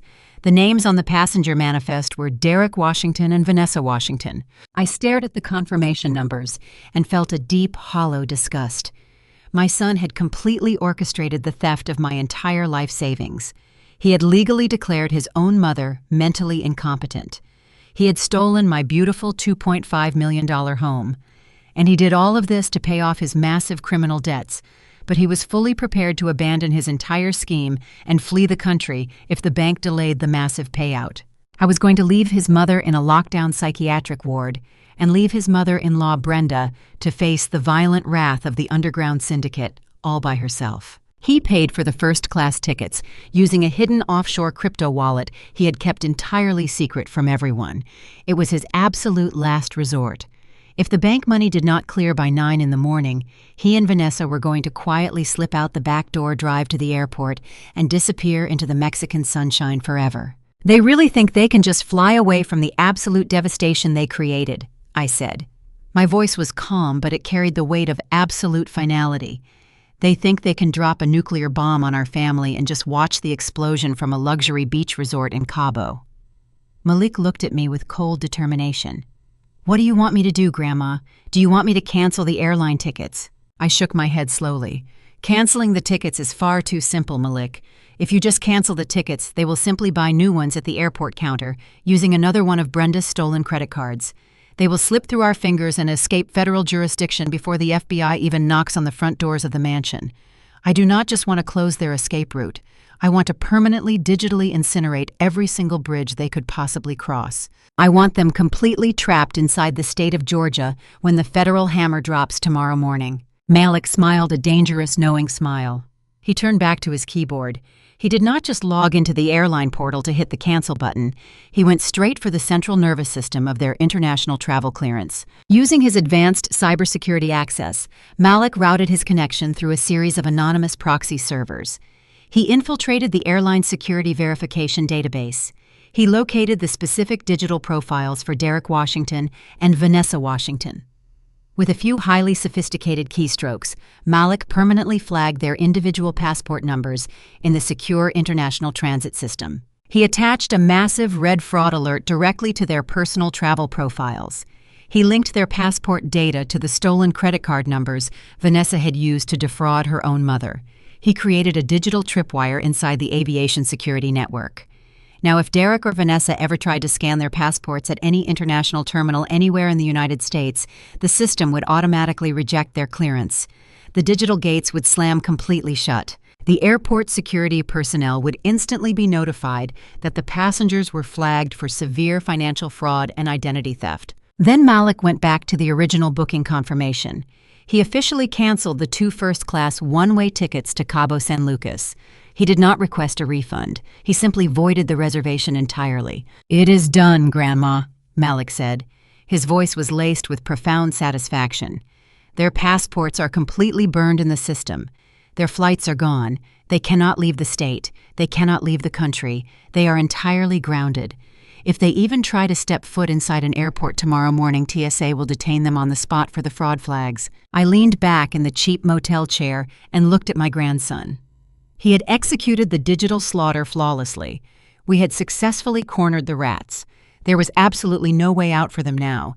Every single door was locked. Every single window was sealed. They were trapped inside my Buckhead mansion, waiting for a payday that was never going to come. I thought about the sheer arrogance of Vanessa's text message earlier that evening. She had mocked the idea of me eating bland food in a state-run nursing home. She had gleefully bragged about destroying my late husband's study to build a yoga room. She had paraded around my house treating my sacred memories like disposable trash. She felt victorious because she thought the world operated on the power of cruelty and deception. But the real world operates on leverage contracts and absolute consequences. Derek and Vanessa were about to learn a brutal lesson in commercial consequences. Tomorrow morning, the moving trucks would arrive at my house. Vanessa had actually hired a heavy demolition crew to come in at 9 o'clock to start smashing the walls of my husband's study with sledgehammers. She wanted to physically erase my history from the property the very second she thought the bank loan was approved. They expected a bank transfer. They expected $3.5 million. They expected to pay off the violent syndicate and live happily ever after in my stolen mansion. They did not know that I owned the syndicate debt. They did not know that I owned the house through an irrevocable trust. They did not know that the FBI was already preparing the federal arrest warrants for mortgage fraud and bank fraud. And now, thanks to Malik, they did not know that their secret Mexican escape route had been completely digitally vaporized. I reached into my overnight bag and pulled out the crisp, custom-tailored suit I had brought with me. It was a sharp, charcoal gray power suit, the exact same suit I wore when I closed the biggest commercial real estate deal of my entire 40-year career. I carefully hung it on the motel closet door. Tomorrow, I was not going to walk into my house looking like a defeated victim. I was going to walk through those heavy oak doors looking like the absolute boss I had always been. "Get some sleep, Malik," I said softly. "Turn off the computer. The trap is completely set. The tripwires are armed. The escape routes are destroyed. Tomorrow morning we are going to wake up early. We are going home, and we are going to watch them burn." Malik closed his laptop. The bright screen went dark, plunging the small motel room back into the dim red glow of the parking lot neon sign. The silence in the room was heavy and profound. It was the deep, calm quiet that always immediately precedes a massive, violent storm. The eve of destruction was officially over. Tomorrow the demolition would begin. Friday morning arrived with the bright, blinding sunlight that Atlanta is famous for. The heavy, suffocating heat was already rising from the dark asphalt streets. At exactly 8:30 in the morning, I was sitting comfortably in the back of a black-tinted luxury SUV. My ruthless corporate lawyer, Marcus Vance, sat quietly beside me reviewing his thick stack of legal documents. Two highly coordinated law enforcement vehicles were idling silently just down the street from my Buckhead mansion, completely hidden behind a tall row of mature oak trees. I checked the elegant gold watch on my wrist.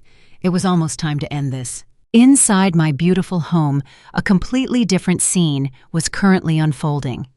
We knew exactly what was happening, because my grandson Malik was sitting in the front seat of our SUV, carefully monitoring the live audio and high-definition video feeds from the hidden cameras he had installed. Vanessa was actively throwing herself a massive victory parade in my grand foyer.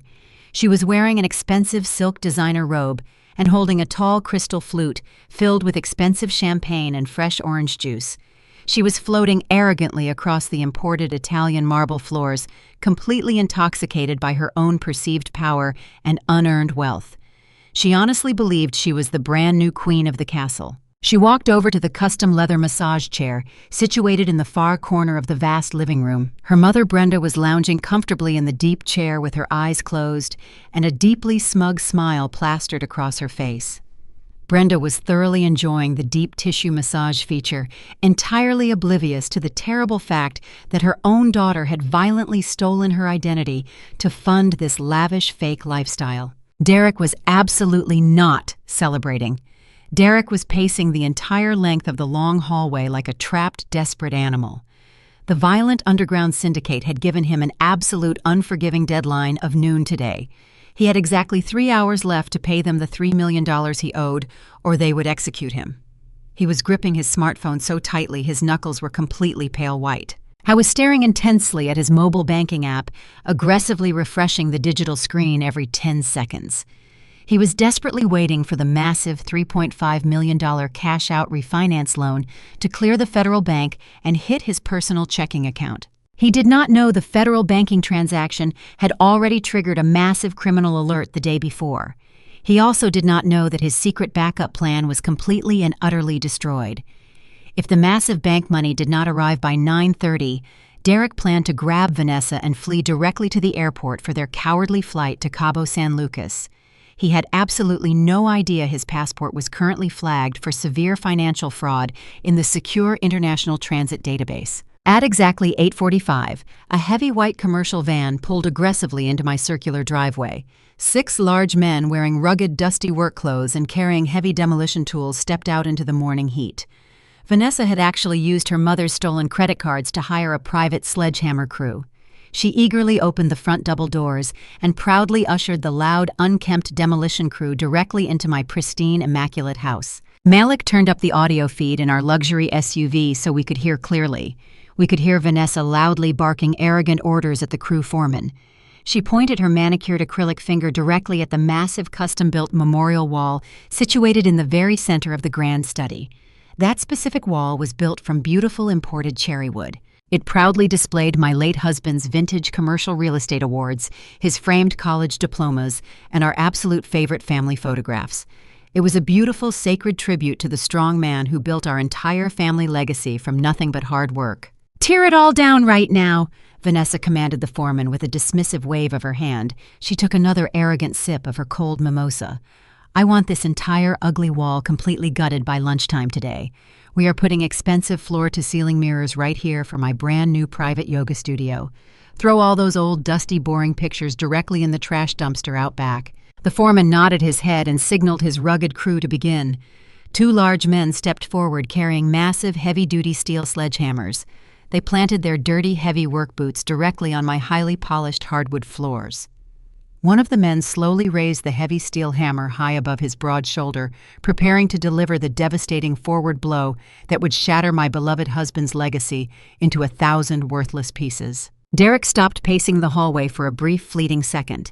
He looked up from his glowing phone and watched the demolition crew prepare to strike. He did not say a single word to stop his greedy wife from permanently destroying his own father's sacred memory. He just wiped the thick, nervous sweat from his forehead and looked right back down at his banking app. He hit the refresh button again. The screen still showed a terrifying 0 balance. It was exactly 9 o'clock in the morning. The absolute deadline had finally arrived. I looked over at Marcus. He gave me a sharp, firm, confident nod. I reached forward and tapped our driver on the shoulder. We pulled forward smoothly and parked directly behind the commercial demolition van. The 2 law enforcement vehicles pulled up aggressively right behind us, completely blocking the entire driveway so nobody could escape. I stepped out of the luxury SUV. I carefully adjusted the collar of my crisp, charcoal gray power suit. The heavy morning heat immediately wrapped around my body, but I felt completely cool, calm, and entirely focused. Marcus stepped out right beside me, carrying his heavy leather briefcase filled with federal evidence. 2 fully uniformed Atlanta police officers stepped out of the first police cruiser. They placed their hands resting casually on their heavy utility belts. 2 federal agents stepped out of the second vehicle. They were wearing dark aviator sunglasses and navy blue windbreakers, with the bright yellow letters FBI printed boldly across the back. We marched directly up the wide stone steps of my front porch in a tight, highly coordinated tactical formation. I did not bother ringing the doorbell. I did not knock on the heavy wood. Inside the grand study, the demolition worker tightened his strong grip on the long wooden handle of the heavy sledgehammer. He swung the massive steel head backward, preparing to deliver the devastating forward blow that would permanently shatter the custom cherry wood wall. Before the heavy steel could even begin its violent forward arc, a massive booming sound echoed loudly through the entire mansion. The heavy oak front double doors were violently kicked wide open by the police. They slammed backward into the interior drywall with a deafening crash that violently shook the expensive crystal chandelier hanging high above the grand foyer. Everything inside this massive house instantly stopped. The demolition worker froze like a statue with the heavy sledgehammer suspended high in the air. Vanessa gasped loudly and spun around, dropping her jaw. Brenda jolted awake in the luxury massage chair. Derek dropped his smartphone in pure shock. It clattered loudly onto the hard marble floor. I walked directly through the threshold with slow, deliberate, and incredibly powerful, confident steps. I did not look like the frail, confused, sick woman they had maliciously plotted against. I looked exactly like the ruthless veteran commercial real estate tycoon who completely owned the very ground they were standing on. The two Atlanta police officers fanned out immediately, securing the left and right sides of the massive open foyer.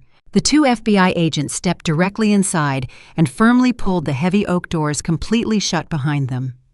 The loud, sharp click of the deadbolt locking echoed like a heavy gunshot in the suddenly silent house. Vanessa stared at me with extremely wide, terrified eyes. The expensive crystal champagne flute slipped right through her trembling, weak fingers. It hit the hard marble floor and shattered into 100 sparkling pieces, sending champagne splashing across her bare, manicured feet. "What is this?" Vanessa screamed at the top of her lungs. Her high-pitched voice was shrill and completely panicked. She pointed a shaking, erratic finger directly at my chest. "What is she doing here right now? This woman is legally incompetent. She belongs in a locked psychiatric ward today. Arrest her right now, officers. She is trespassing in my personal house." Vanessa frantically reached deep into the pocket of her expensive silk robe.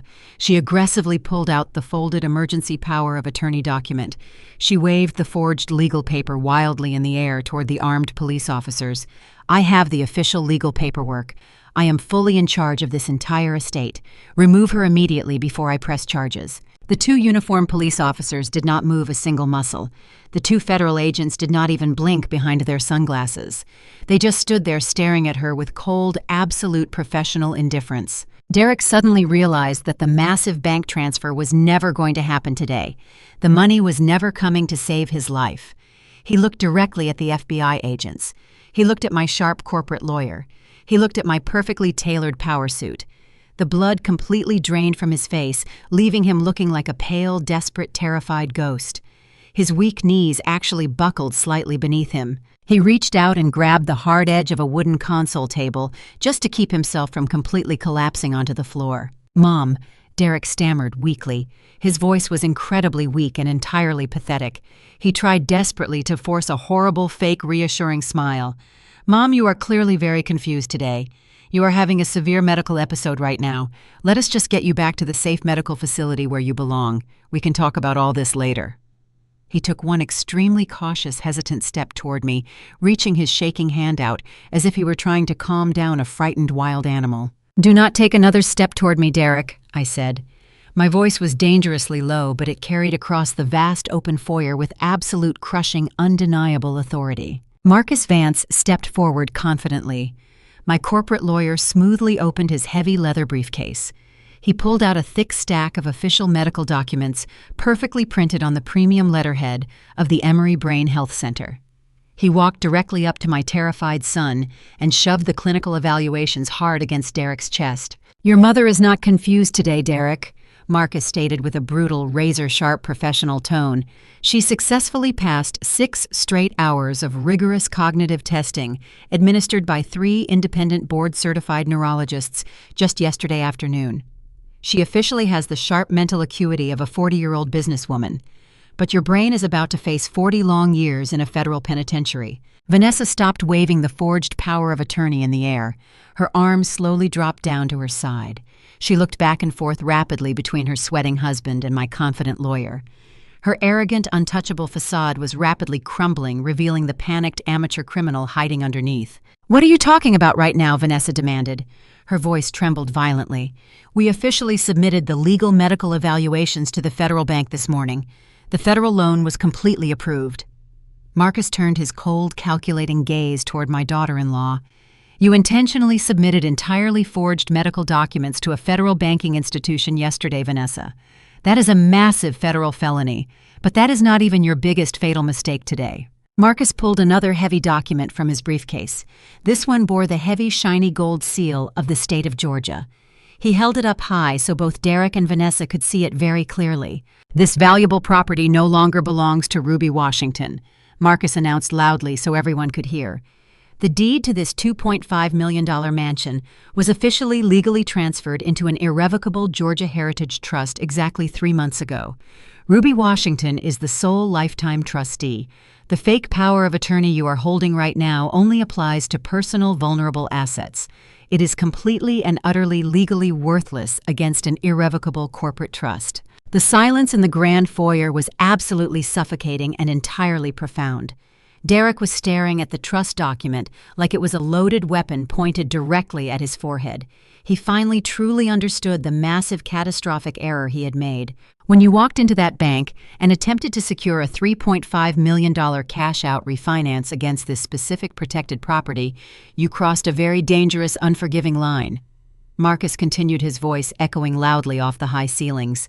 You actively attempted to mortgage a federally protected corporate trust using completely forged medical documents and a fake power of attorney. One of the federal agents in the navy blue windbreaker finally stepped forward.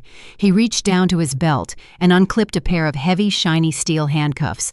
The sound made Derek flinch violently. "Derek Washington." The federal agent spoke with a deep, commanding law enforcement voice.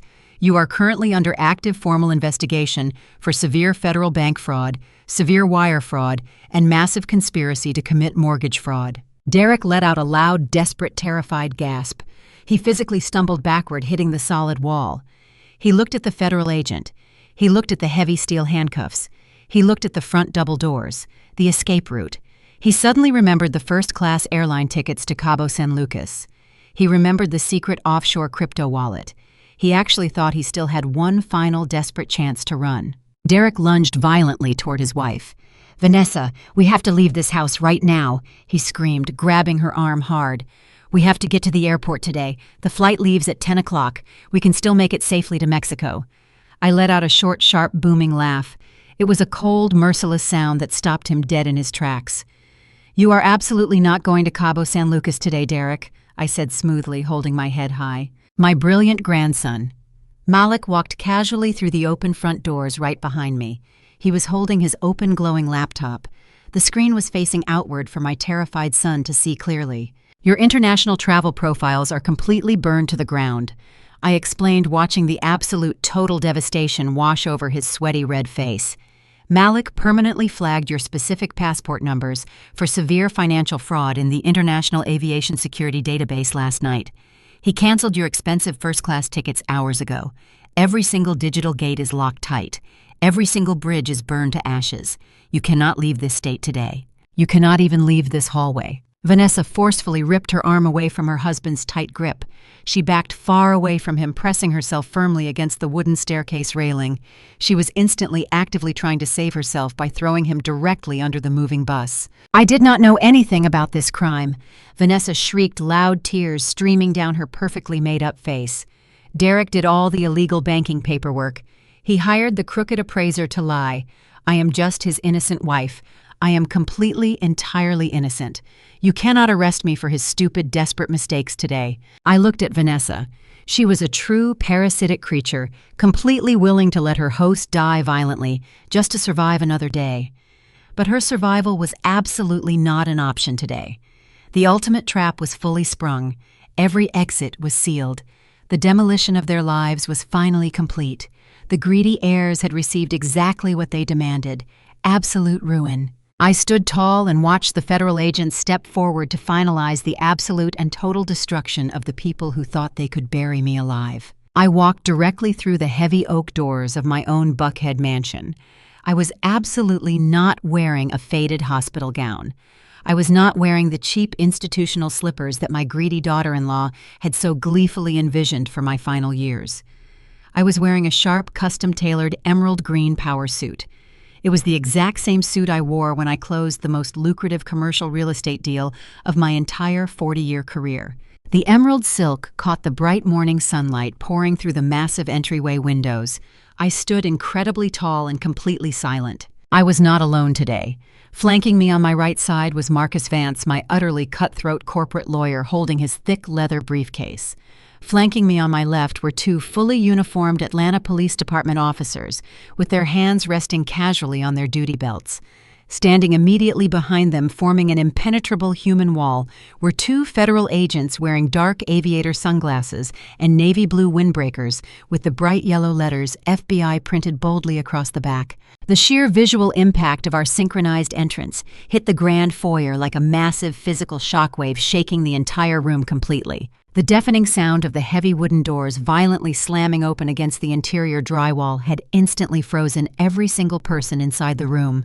The burly demolition worker who had been standing in the center of my late husband's study froze completely solid. He kept his heavy steel sledgehammer suspended high in the air, just inches away from striking the beautiful custom cherrywood wall. The fine dust from the early construction prep hung perfectly still in the humid air, illuminated by the bright sunlight. Nobody dared to breathe. Nobody dared to move a single muscle in my absolute presence. Vanessa was standing directly in the center of the imported Italian marble floor. She was wearing an expensive silk designer robe that she had likely purchased using her own mother's stolen credit card. In her manicured right hand, she was loosely holding a tall crystal flute filled with expensive champagne and fresh orange juice. When her arrogant eyes finally registered my face, her jaw dropped completely open. Her perfectly styled hair seemed to lose its bounce. The color entirely drained from her pristine face, leaving her looking like a terrified pale ghost. The muscles in her hand completely abruptly failed. The expensive crystal flute slipped right through her trembling fingers. It plummeted toward the ground in what felt like slow motion. The glass hit the hard imported marble floor and shattered violently into 100 sparkling pieces. The cold champagne and sticky orange juice splashed aggressively across her bare, manicured feet and soaked into the hem of her expensive silk robe. She did not even flinch at the shattering glass. She was staring at my emerald power suit like she was looking at a strong woman who had just risen directly from the dark grave to seek total, utter revenge. "What is this?" Vanessa suddenly screamed at the top of her lungs. Her high-pitched voice echoed shrilly off the high-vaulted ceilings of the grand foyer. She took a frantic step backward, slipping slightly on the spilled champagne. What is she doing here right now? This woman is legally incompetent. She is supposed to be in a locked-down psychiatric facility today. Arrest her right now, officers. She is trespassing in my personal house. Vanessa was entirely frantic now. She spun around wildly, looking at the two uniformed Atlanta police officers, expecting them to completely obey her direct command. When they did not move a single muscle, she pointed a shaking, aggressive acrylic finger directly at my chest. She was hyperventilating, trying desperately to maintain the arrogant facade she had worn for the past 3 days. "I said arrest her," Vanessa shrieked again, stepping closer to the silent officers. "You are the police, and you need to remove this crazy woman from my property immediately. She is suffering from advanced dementia. She does not even know where she is right now. We have the official legal paperwork to absolutely prove it." Vanessa aggressively reached deep into her robe pocket. She pulled out the folded emergency power of attorney document. The red seal from the state of Georgia flashed in the morning light. She waved the forged legal paper wildly in the air, thrusting it toward the armed police officers and the federal agents. She was clinging to that fraudulent document like it was a life preserver in a violently churning ocean. "I have the official legal paperwork right here," Vanessa yelled, her voice cracking with pure desperation. "I am fully in charge of this entire estate. My husband and I are the legal guardians of this large, valuable property. Remove her immediately before I press severe criminal charges for breaking and entering." Brenda, who had been lounging comfortably in my expensive custom leather massage chair, suddenly jolted upright. She had been thoroughly enjoying the deep tissue massage, completely oblivious to the fact that her daughter had stolen her identity to fund this lavish lifestyle. Brenda scrambled out of the chair and rushed over to stand right beside her daughter. She crossed her arms tightly across her chest, trying to look intimidating. "You heard my daughter," Brenda snapped, glaring at me with pure venom, masking her deep, absolute hidden terror. "Show some respect for the new owners of this house. Ruby, you need to accept that your time is completely over. "You are sick, and you need to go back to the hospital where you belong. We are running things now." I did not say a single word. I simply looked at Brenda with a cold, calculating expression that made her immediately take a small, nervous step backward. I did not need to raise my voice.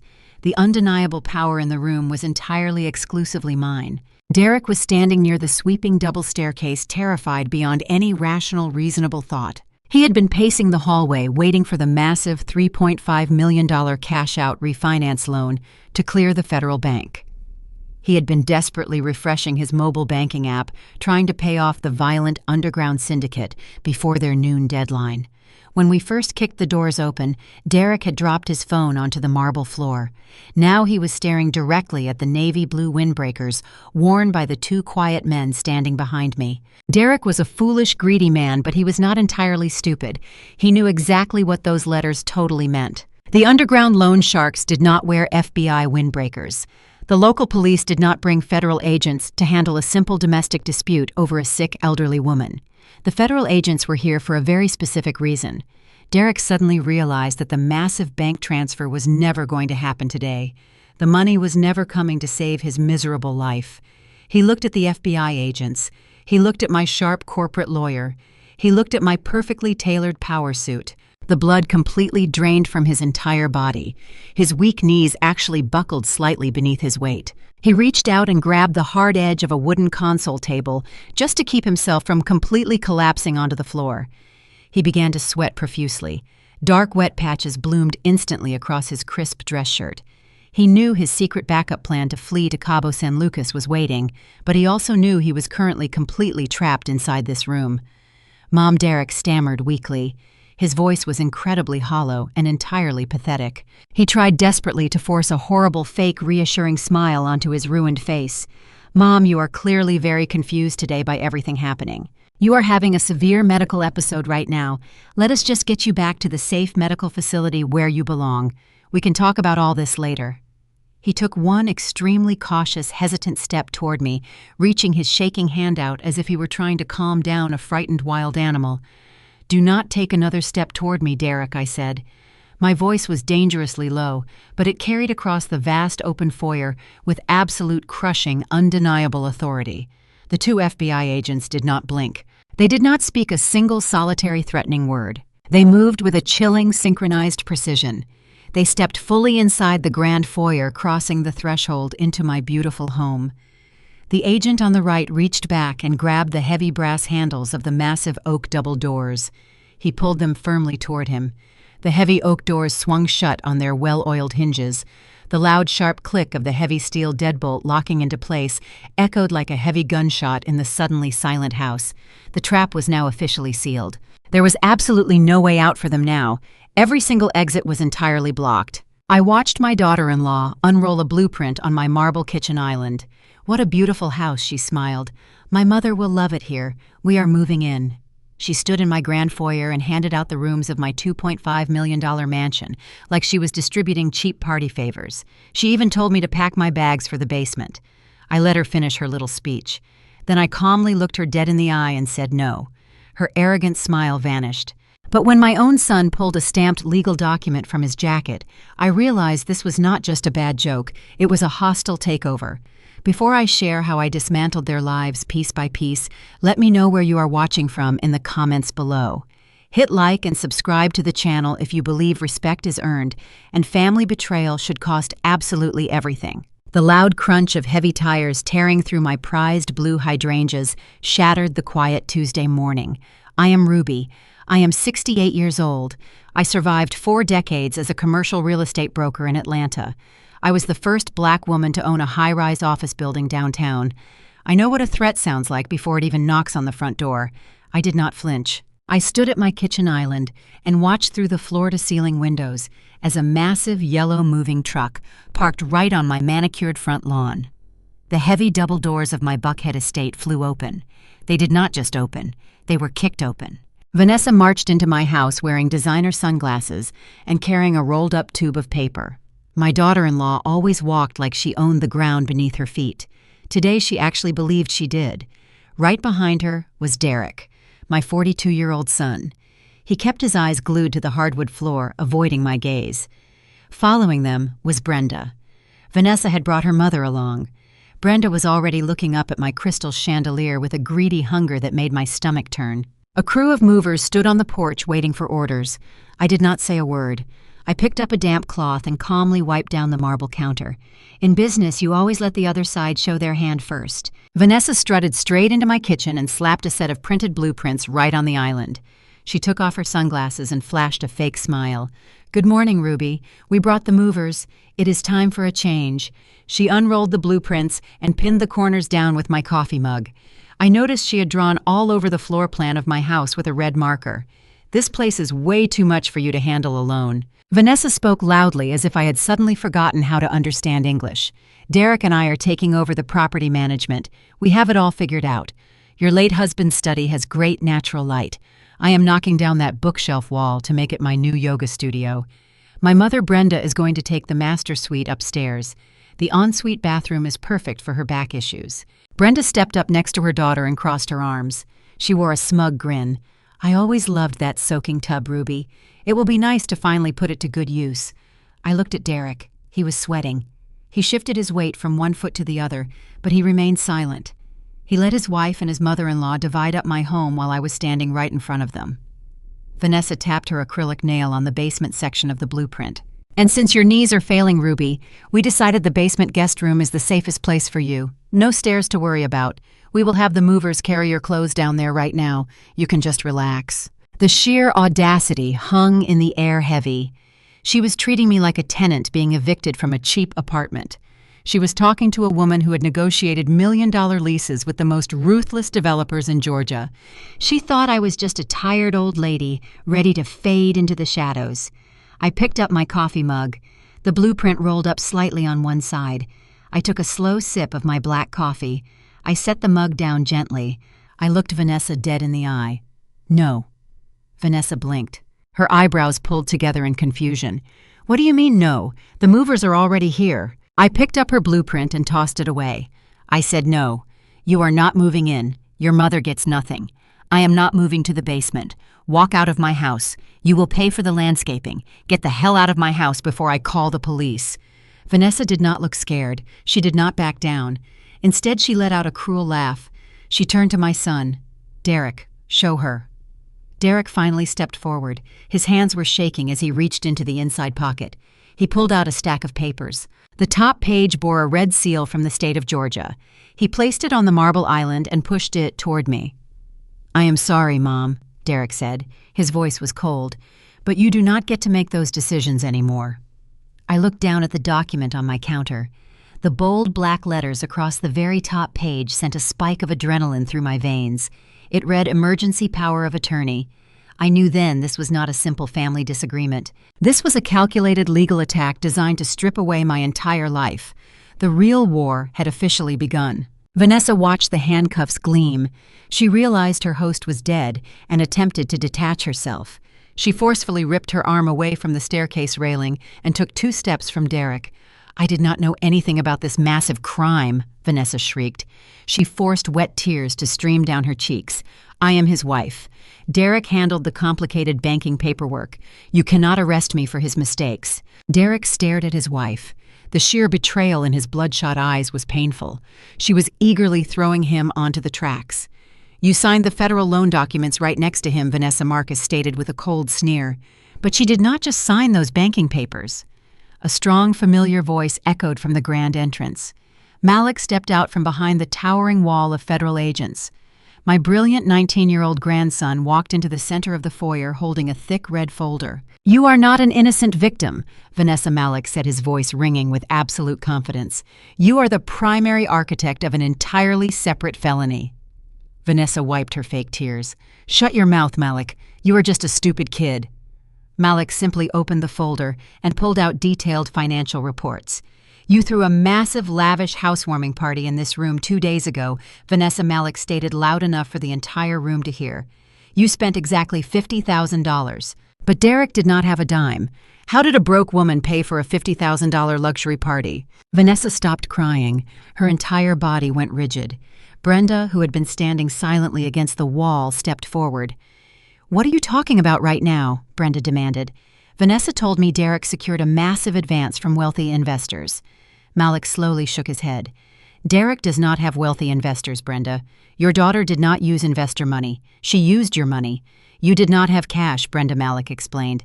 But you did have a pristine, flawless credit score built over 40 years. Malik walked directly up to Brenda and shoved the stack of reports firmly into her trembling hands. Your lovely innocent daughter stole your social security number 3 weeks ago, Brenda, Malik announced loudly.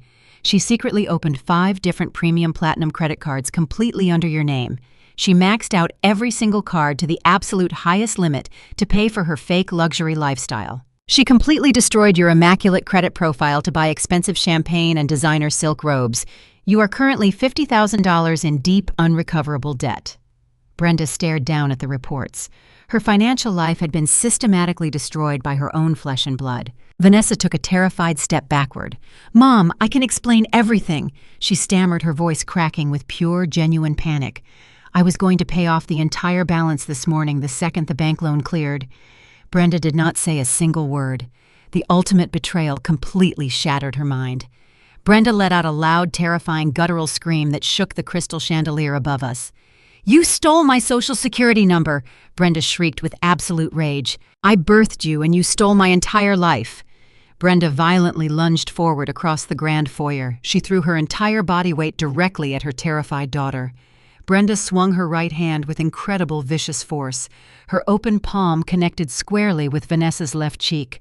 The sharp cracking sound echoed like a gunshot. Vanessa stumbled backward, crying out in genuine physical pain. She lost her balance and crashed hard into the wooden console table. Brenda did not stop. She lunged forward again, grabbing her daughter by the shoulders of her expensive silk robe. She shook Vanessa violently, screaming incoherently about her ruined credit. Vanessa screamed back desperately, trying to push her enraged mother away. The 2 uniformed Atlanta police officers instantly sprang into action. They rushed forward across the slippery marble floor. The first officer grabbed Brenda around her waist and forcefully pulled the screaming older woman backward. The second officer grabbed Vanessa by her arm and pinned her firmly against the wall to stop the violent altercation. "Let me go!" Brenda screamed, struggling wildly. "She deserves to go to jail right now. I will testify against you myself." Vanessa stood pinned against the wall, breathing heavily. Her expensive designer robe was torn at the shoulder and soaked in sticky orange juice at the hem. The FBI agents simply watched the domestic brawl with amusement. The local police officers held the 2 screaming women firmly apart, waiting for instructions. I stood perfectly still in my emerald green power suit and watched the spectacular destruction unfold. The greedy, arrogant women who had confidently marched into my house 3 days ago were now violently tearing each other apart right in front of me. Vanessa thought she could easily play the innocent, helpless victim today, but Malik had perfectly delivered the fatal killing blow. He had masterfully exposed her own independent felony. She was no longer just an accessory to federal mortgage fraud. She was now the primary target for severe felony identity theft. The local police officer holding Vanessa pressed her firmly against the drywall. He pulled out his own set of heavy steel handcuffs. "Vanessa Washington," the officer stated loudly over Brenda's continued screaming. "Based on the direct testimony of the primary victim standing right here in this room, you are officially under arrest for severe felony identity theft and massive credit card fraud.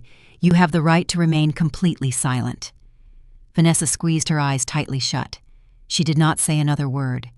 The cold, heavy steel handcuffs clicked sharply around her delicate wrists, securely locking her hands behind her back. The legal slaughter was beautiful, but the ultimate cinematic payoff was still waiting patiently in my designer bag. Derek watched the heavy steel handcuffs click shut around his wife's wrists. The loud metallic sound echoed through the grand foyer, snapping the final thread of his fake confidence. He had just witnessed his brilliant escape plan burn to ash. His secret tickets to Mexico were destroyed. His massive federal loan was entirely rejected. His wife was currently being detained for severe identity theft against her own mother. Derek was completely out of options. He was completely out of time. The antique grandfather clock in the hallway chimed loudly, signaling the hour. It was 10 o'clock in the morning. He had exactly 2 hours left before the violent underground syndicate arrived at my front door to collect their $3 million. The sheer terror finally broke him. Derek did not just stumble. He completely collapsed. My 42-year-old son fell hard onto his knees, hitting the cold, imported Italian marble floor with a heavy thud. He completely ignored the federal agents standing right behind him. He ignored the local police officers escorting his crying wife toward the front doors. He ignored his sobbing mother-in-law. He crawled forward on his hands and knees, dragging his expensive tailored suit trousers across the sticky, spilled champagne. He stopped right at the tips of my emerald green designer heels. "Mom, please, you have to help me," Derek begged. His voice was completely shattered. Thick tears streamed down his red, sweating face. He reached out and grabbed the hem of my matching emerald trousers. "If I do not get this federal bank loan today, the investment guys are going to kill me. They are not real investors, Mom. They are violent loan sharks. They operate a massive underground syndicate. I owe them $3 million in pure cash, and the deadline is exactly noon today. They told me they are coming to this house at 12 o'clock to execute me if I do not have their money. Please, Mom, you have to tell the bank to approve the loan. You have to save my life." I was weeping now, abandoning any shred of his masculine pride. He looked absolutely pathetic, kneeling on the floor of the house he had violently tried to steal from me. He was begging the very woman he had actively tried to lock inside a psychiatric facility just yesterday. He actually thought a mother's love was a blind, foolish weakness that he could exploit one final time. He thought my maternal instinct would automatically override my business sense. He was severely mistaken. I did not bend down to comfort him. I did not reach out to stroke his sweating forehead. I looked down at my weeping son with a gaze as cold as solid glacial ice. I calmly reached down and firmly swatted his shaking hands away from my expensive trousers. "Do not ever touch my clothes, Derek," I said smoothly. My voice was incredibly quiet, but it carried a razor-sharp edge that made the federal agents stand perfectly still. I slowly reached my right hand inside my structured black designer handbag. My fingers brushed past my wallet and my car keys. I firmly grasped the thick, heavy legal portfolio I had prepared with Marcus Vance the night before. I pulled the portfolio out into the bright morning sunlight. It was a bright crimson-red folder sealed with heavy official corporate stamps and a thick black ribbon. The color red in the financial world always universally signifies massive, severe debt. I held the red portfolio high in the air for a brief second, ensuring that Derek, the FBI agents, and my corporate lawyer all saw it clearly. Then I simply opened my hand. I dropped the heavy red portfolio directly onto the marble floor. It landed with a loud, flat slap right between Derek's trembling knees. He stared down at the bright red folder, his bloodshot eyes wide with pure, frantic confusion. "Open it up, Derek," I commanded. "Open the folder and read the bottom line of the first page." Derek reached out with shaking, wet fingers. He clumsily untied the black ribbon and flipped open the heavy cardstock cover. His eyes darted rapidly across the dense legal text. The document was an official commercial debt acquisition contract filed perfectly under my blind offshore holding company. He read the exact specific amount listed on the transfer ledger, $3 million. Then his terrified eyes found the bold, authorized signature at the very bottom of the page. It was my distinct, elegant, flowing signature, Ruby Washington. Derek slowly looked up from the red folder. His mouth opened, but absolutely no sound came out. His brain could not process the corporate execution he was witnessing. "They are not coming to this house at noon." "Derek," I said softly, leaning down slightly so he could hear every single syllable crystal clear. "The underground syndicate is not coming to execute you today. The violent loan sharks do not care about you anymore. They sold your entire debt portfolio yesterday afternoon for pure cash." I paused for one single dramatic heartbeat, letting the absolute gravity of the situation crash down heavily upon his shoulders. "I bought your massive debt, Derek," I whispered coldly. "I am your loan shark now, and I am officially calling in the loan right now. You owe me $3 million in cash today, and since you clearly do not have my money, you are officially entirely bankrupt." The absolute shock on his face was purely cinematic. It was the exact stunning look of a man realizing that the very person he had mercilessly hunted was actually the apex predator the entire time. I did not just stop his bank fraud. I bought the very noose hanging tightly around his neck. Derek let out a weak, hollow wheezing sound. He dropped the red folder and fell completely forward, pressing his wet forehead flat against the cold, hard marble floor. I was totally, entirely, legally, and financially destroyed. Derek remained pressed against the cold, imported marble floor. He was a completely broken man. The federal agent standing nearest to him did not show a single ounce of pity. He stepped forward and firmly grabbed my son by the back of his expensive tailored suit jacket. He hauled Derek up to his feet with swift professional force. Derek was completely limp. He offered absolutely no physical resistance. The heavy steel handcuffs came out. The sharp metallic clicking sound echoed loudly through the grand foyer a second time today. "Derek Washington, you are officially under arrest," the federal agent stated clearly. "The charges are federal wire fraud, severe bank fraud, and massive conspiracy to commit mortgage fraud. You have the right to remain completely silent. Anything you say can and will be used against you in a federal court of law."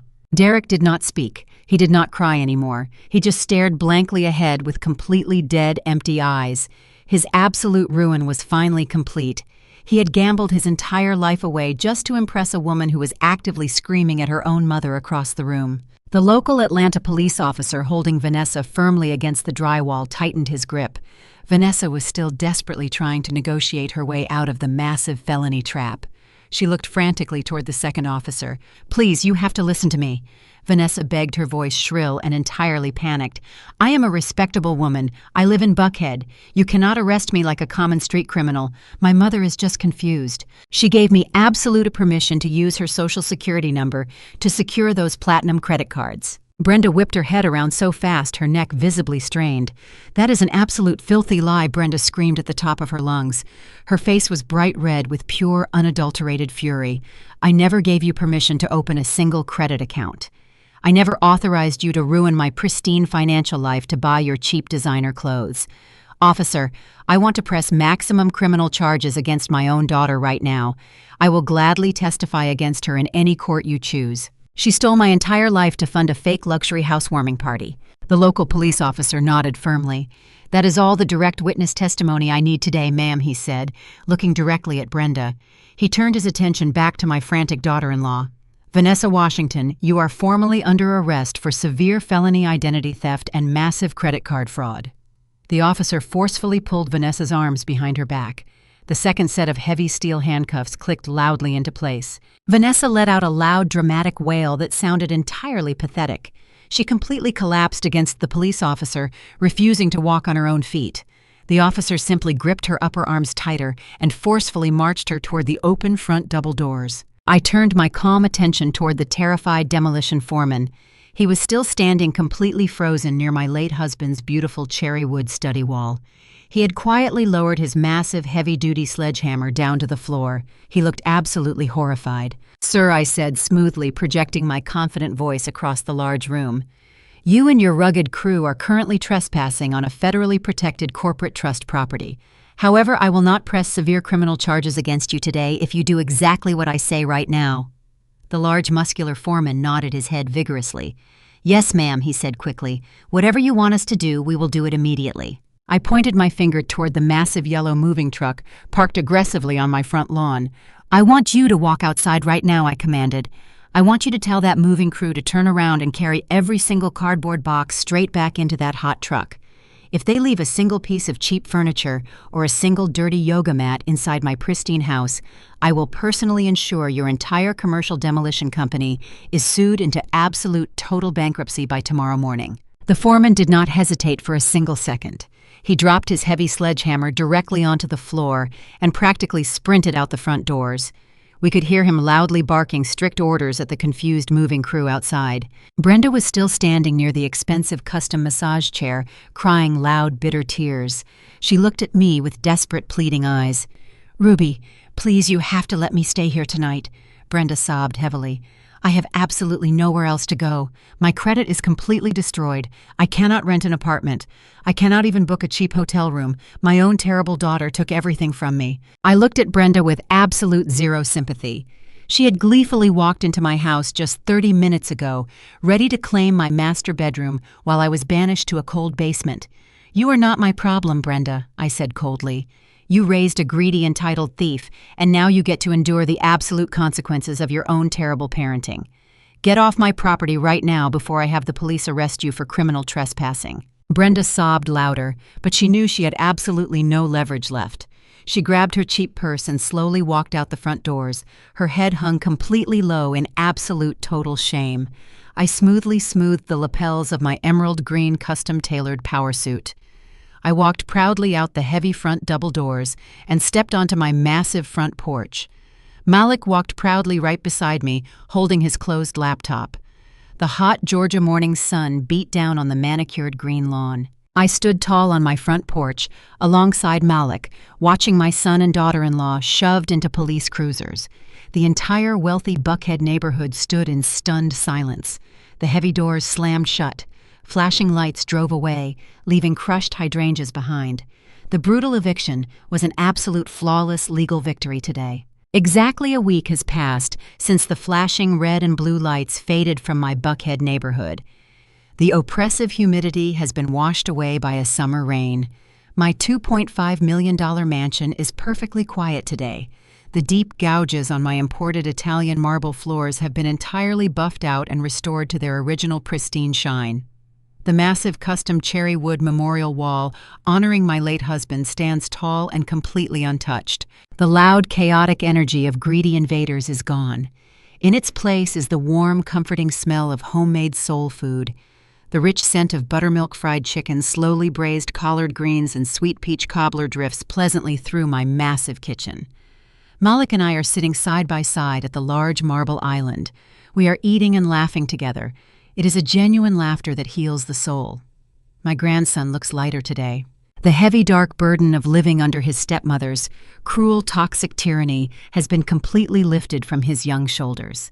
He is no longer the discarded, forgotten child hidden in the shadows of this family. He is the brilliant, sharp young man who actively used his incredible cybersecurity skills to save my life, my legacy, and my sanity. I watch him take a massive bite of peach cobbler with a huge, bright smile on his handsome face. He earned this piece. I reach down beside my stool and pick up a thick, heavy legal document prepared yesterday by my cutthroat corporate lawyer, Marcus Vance. I place the crisp stack of papers directly onto the smooth marble counter. I slide the heavy document slowly across the island until it rests right next to Malik's plate. He puts down his fork. He looks at the official legal seal on the front page and then looks up at me with profound confusion. "What is this?" Grandma Malik asks quietly.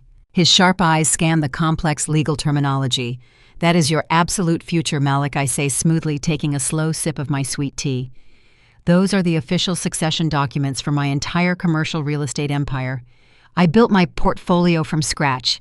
I fought recessions and brutal developers to secure this legacy. I always intended to pass it down to my own son, but blood does not automatically grant you the right to destroy what someone else built. Loyalty, respect, and sheer competence earn that ultimate right. You protected my empire when my own blood tried stealing it." Malik stares at the legal papers. His hands begin to tremble slightly. "Grandma, this is a massive multi-million-dollar corporate trust. I am just a 19-year-old college sophomore. I do not know how to run a commercial real estate business yet." I reach out and place my hand firmly over his shaking fingers.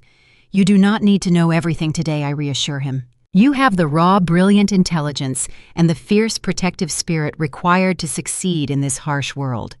You are going to finish your cybersecurity degree at Georgia Tech. I will personally teach you every aggressive business tactic I know. I am going to show you how to negotiate commercial leases, how to crush greedy developers, and how to read the hidden clauses in every single contract. You are going to learn how to absolutely dominate the Atlanta real estate market. When the time finally comes for me to step down, you will be fully prepared to wear the heavy crown. You are my sole heir now, Malik. You earned every single penny of this inheritance." Tears well up in my grandson's bright eyes. He just stands up from his stool, walks around the marble island, and wraps his strong arms tightly around my shoulders. He holds me close, and I hold him back. The fractured pieces of our family have been permanently severed, but the pieces that actually mattered are finally glued back together stronger than ever before. I pull back from the embrace and look directly forward. Yesterday afternoon my phone rang. It was a collect call from the Fulton County Jail. I accepted the charges just to hear what he had to say. Derek was crying uncontrollably on the other end of the harsh static line. He pleaded with me to contact my corporate lawyers and drop the massive civil and criminal charges. He tried to use the absolute oldest manipulation tactic in the book. He told me that a black mother is supposed to relentlessly protect her son from the harsh criminal justice system no matter what he does. He cried and told me that blood is always thicker than water. He said family is supposed to forgive each other. I sat in my quiet, peaceful living room and listened to his pathetic, desperate tears. I did not feel a single ounce of pity for the greedy, arrogant man who tried to throw me into a locked psychiatric ward. I spoke directly into the phone with absolute glacial ice in my voice. I told him he was absolutely right about blood being thicker than water. But I also told him that sometimes blood is just the terrible dark stain that permanently ruins the expensive living room carpet. I told him he was no longer my son. I was just a bad commercial investment that I finally officially liquidated. Then I hung up the phone and completely blocked the jailhouse number forever. So tell me, did I go entirely too far by letting my own flesh and blood rot behind bars for the next 10 long years? Or did I give my greedy, arrogant son exactly the ruthless return on investment he practically begged for? Let me know your honest thoughts down in the comments section below. Hit like and subscribe to the channel if you truly believe respect is earned and family betrayal should cost absolutely everything. Thank you for watching my story, and I will see you in the next video. The ultimate lesson we can learn from this story is that blood relations do not automatically grant someone the right to cross your boundaries or claim your hard-earned legacy. Throughout our lives, we are conditioned to believe that family must be protected and forgiven no matter the cost. We are told to keep the peace and excuse toxic behavior simply because we share the same last name. But true family is built on a firm foundation of mutual respect, loyalty, and unwavering support. When greedy people choose arrogance over that foundation, they forfeit their place in your life. You should never allow anyone to manipulate your love into a weapon against you. Age does not equate to weakness, and kindness should never be mistaken for a lack of intelligence. Standing up for yourself might mean making difficult, painful decisions that outsiders will not immediately understand. However, protecting your peace, your assets, and your dignity is the highest form of self-respect. Sometimes the most profound act of love you can offer a destructive family member is to step aside and let them face the absolute legal and financial consequences of their own terrible choices without ever rescuing them today. Please share your honest thoughts about this lesson down in the comments below. Hit that like button and subscribe to our channel for more powerful stories of survival.